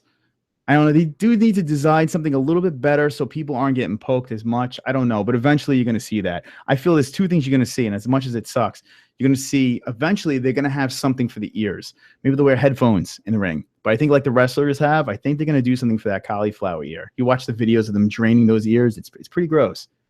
So I think they're going to have something like that. And the gloves. They might alter the gloves. Just don't get rid of the elbows. I love the elbows. All right. You told me, Carrie, the other people will watch the show and come like you didn't care about me. Uh-oh. Here's some drama right here. Hopefully Joey's son and Carrie could work things out. Just reading those comments. All right. Jimmy Powers. Yeah, Max, we really hold on. Yeah, Max, Max, really, we will be penalized. Think a point deduction. Okay, so penalize a point deduction for that stuff. That'd be interesting. I know they're going to be changing some rules, especially with these new owners. They look like they want to shake things up a little bit. Diaz Conor 2 did more pay-per-view buys than 205. Yes, that's correct. That is correct. They broke every record but the pay-per-view record, which is kind of wild. John Jones says John Jones. All right, here we go. Ninja, we still wait for UFC 205 official results, but I've read 205 made 1.7 million. Maybe it's a lie. Yeah, all the things that I read, It looks like they broke every record but the pay-per-view one. Mexican said don't start on him. He got accused of going on Carrie's show the other day, 2 different accounts. And okay, there we go. We'll talk about some more Carrie stuff in there. Carrie's show is badass. Alrighty. Iman, let's see, Joe. We appreciate you, Chris. You are a good guy, and you provide hours of content for free just because you are cool. Joey son, you are the coolest too. Joey son. Wonderful, wonderful. Always remember that. Always remember, if you're having a bad day, any of you guys in the chat, if you're down and you're just having a bad day, you just put your head down and just think this. Wonderful, wonderful. And you're better. Everything's better. Everything's better. Okay. And we appreciate you too. Guerrero Rodriguez is going to beat the fuck out of BJ Penn. I'm scared to watch. Connor, do you agree?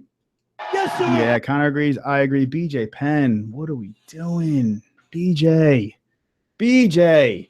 I don't even want to break down that fight when it comes, but shit, BJ.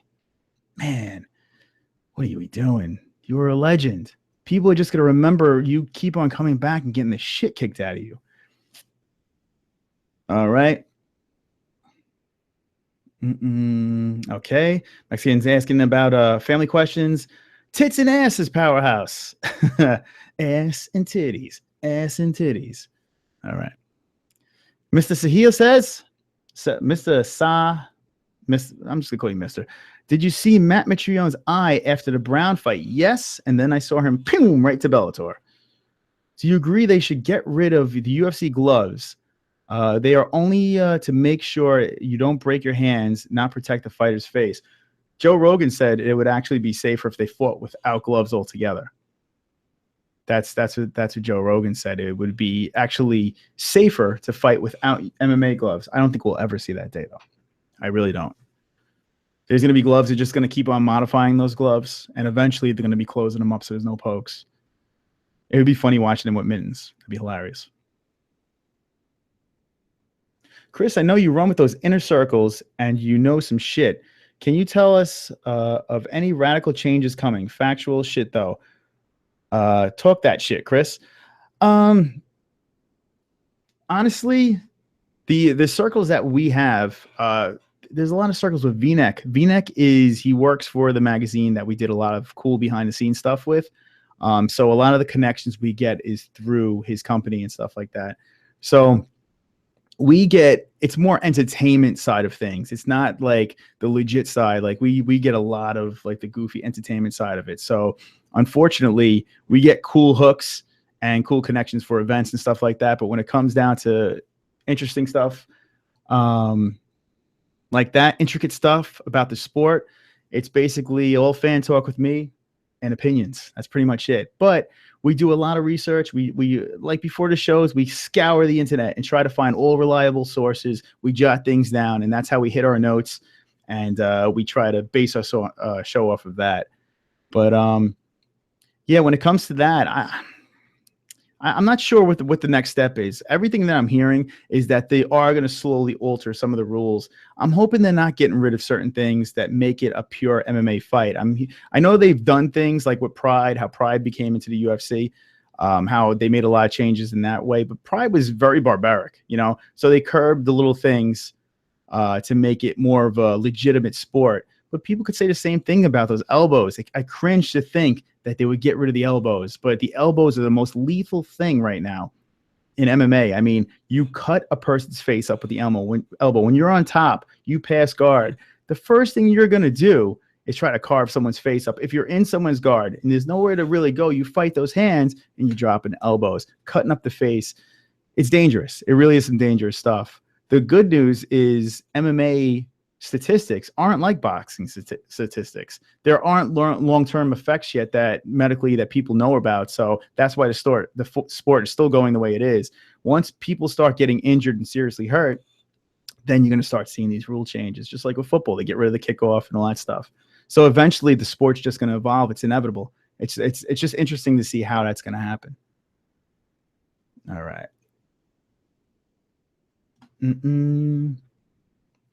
Let's see. There was a statistic less knockouts in the early days of UFC because there was no gloves, which means less concussions. Yeah, they say when you know getting hit by those gloves wrapped correctly, it's like getting hit with a fucking bat sometimes, you know.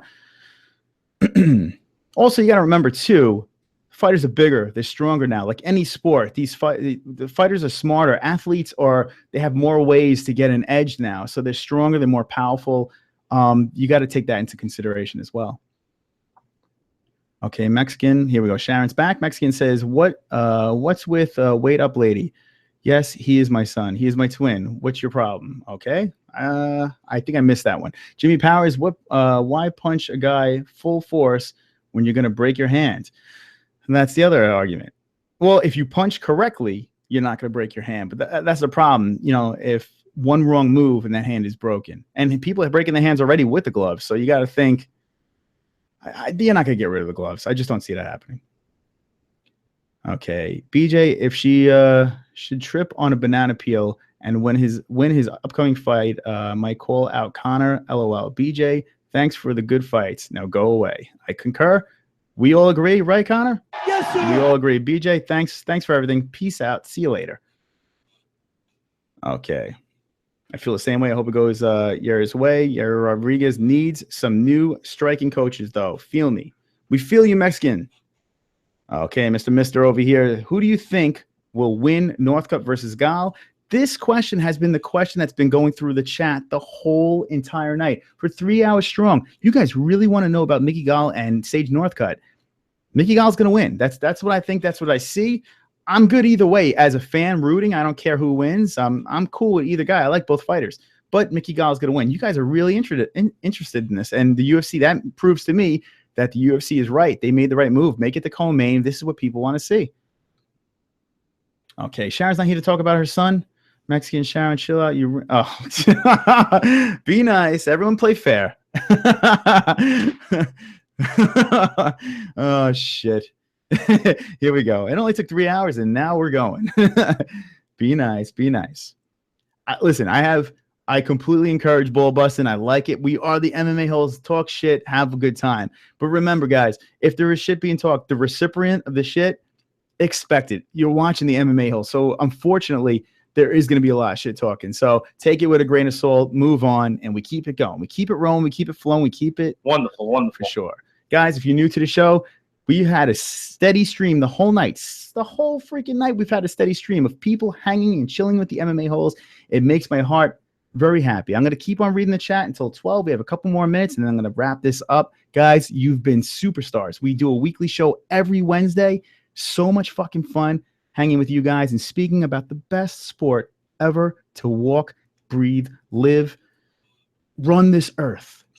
MMA. Remember to subscribe. Remember to thumbs up. We have 39 likes on a Wednesday night show. Makes me very happy. All right. Holloway doesn't belong on in the pound for pound list. Where does he stand on that? Let's see. Holloway.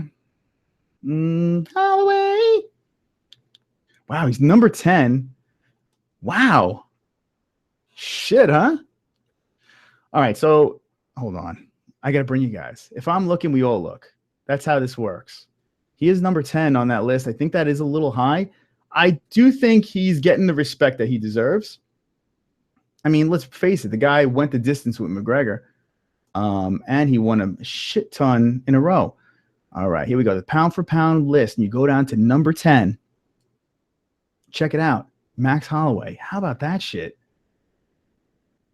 How about that shit? Let's see. I know he won a bunch in a row. Let's check it out. He won a bunch of fights in a row. Here we go. Last loss was Dennis Bermudez, and he was a baby then. I mean, he was, and that went decision. How about that shit? Split decision. So look at this guy's record, man. You know what? I don't disagree with it. I don't disagree with it. We go back to 2012. Justin Poirier was his first loss. Okay, way back when he was just a baby, lost to Dustin Poirier. Badass Justin Poirier. All good. Beat Schilling, decision. Okay, here's the KO. Justin Lawrence. And now let's look through this. Then he loses over here to Dennis Bermudez. Remember Dennis Bermudez? He's another badass. He's another freaking badass fighter. He lost that and it was a split decision. He went the distance with them. Then he loses to McGregor. Another, I mean, let's go, 2-belt champ, unanimous decision, but he went the distance with him. Now look at this. 1, 2, 3, 4, 5, 6, 7, 8, 9. And here's the 10th. 10 fights in a row he won off of like certified good fighters here. Lamas, who the fuck is that guy? Come on, guys. Oliveira, Cub Swanson, Cole Miller. I mean, come on. Look at this shit. I'm just looking. I mean, yeah, that's pretty good. That's pretty good. You know what? When I first looked at it, it sounds silly, but when you really check it out and you really break it down, I don't disagree with it anymore. An interim champion right now, number 10, 10-fight win streak, and look at his losses. Not bad, not bad. Yeah, Jimmy Powers, 10 in a row. He deserves it. It's not the gloves problem. In the old days, fighters were going over the top. They're cautious of popularity. Okay, it's Jesus Christ. And the publicity of the sport. Okay, powerhouse. Here we go. If you really know how to punch properly, you can break your hand easily. Yeah, I can see that. Sure. Hold on. Fuck, I just lost everyone. That's why Mayweather always had hand problems. Okay, Iman CM Punk is the future of MMA. Oh man, Joey's son, are you still there? Carrie show. Okay. Hope to see you next show, Chris. Jimmy, I hope to see you as well. Marlon, great show tonight. Thanks, Chris. Marlon, thank you, my friend. Great MMA hole. The MMA holes. Everybody in the chat, do it. Ready? MMA holes.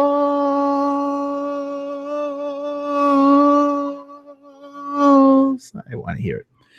Okay, here we go. We got 3 more minutes. I'm going to keep on going, and then we're going to shut this shit down. Chris, thank you for your time and dedication, bro. We owe you as a collective salute. Good night. Mexican, good night to you, my friend. Good night to everybody here. Look at this. Bonged up. Joey's here. Brad Snow. Vinyl shout out to the MMA holes. Look at you guys. Pena said she's bulletproof. Sharon, I'm going to get you home. Oh, man. Guys, thank you so much. You guys were a trip tonight. You were strong. And I appreciate all the support. If you are new to the show, remember, subscribe. We hit a bunch of subscribers tonight. I appreciate that very much. The 39 likes are beautiful. They are all wonderful for sure. You guys are killing it. And remember, every Wednesday night, this is how we do it. This is how we do it strong. We have the hangouts going. We'll have fighters on. We'll talk MMA. Love hanging with you guys. You guys are the fucking best, man. Really. You really make it a lot of fun. I look forward to doing these things with you guys. I hope you guys are having just as much fun as I have. And here we go. Oh, with the echo. Damn, I guess I'm going to have to watch the vids later. I'm late as fuck. Sorry, Brad Snow. Yeah, just check it out, you know? You can put in the background. You can fucking chill, smoke a blunt, and hang with the holes. Nice. And fuck YouTube. Yeah, let's get a fuck YouTube in the chat. You guys are awesome. Thank you so much for following, subscribing, liking, and doing all the crazy cool stuff that you guys do. MMA holes, you are by far the best community in YouTube. Absolutely, hands down. I got to say that you are all for sure. Wonderful, wonderful. Don't forget, guys. Never forget. Okay? You hear me? Are you guys listening to me? Never forget. I'm trying to pull up my ending. All right, let me try it again. Remember, guys, don't forget, don't be an a-hole. Be an MMA hole. Thank you for watching, guys.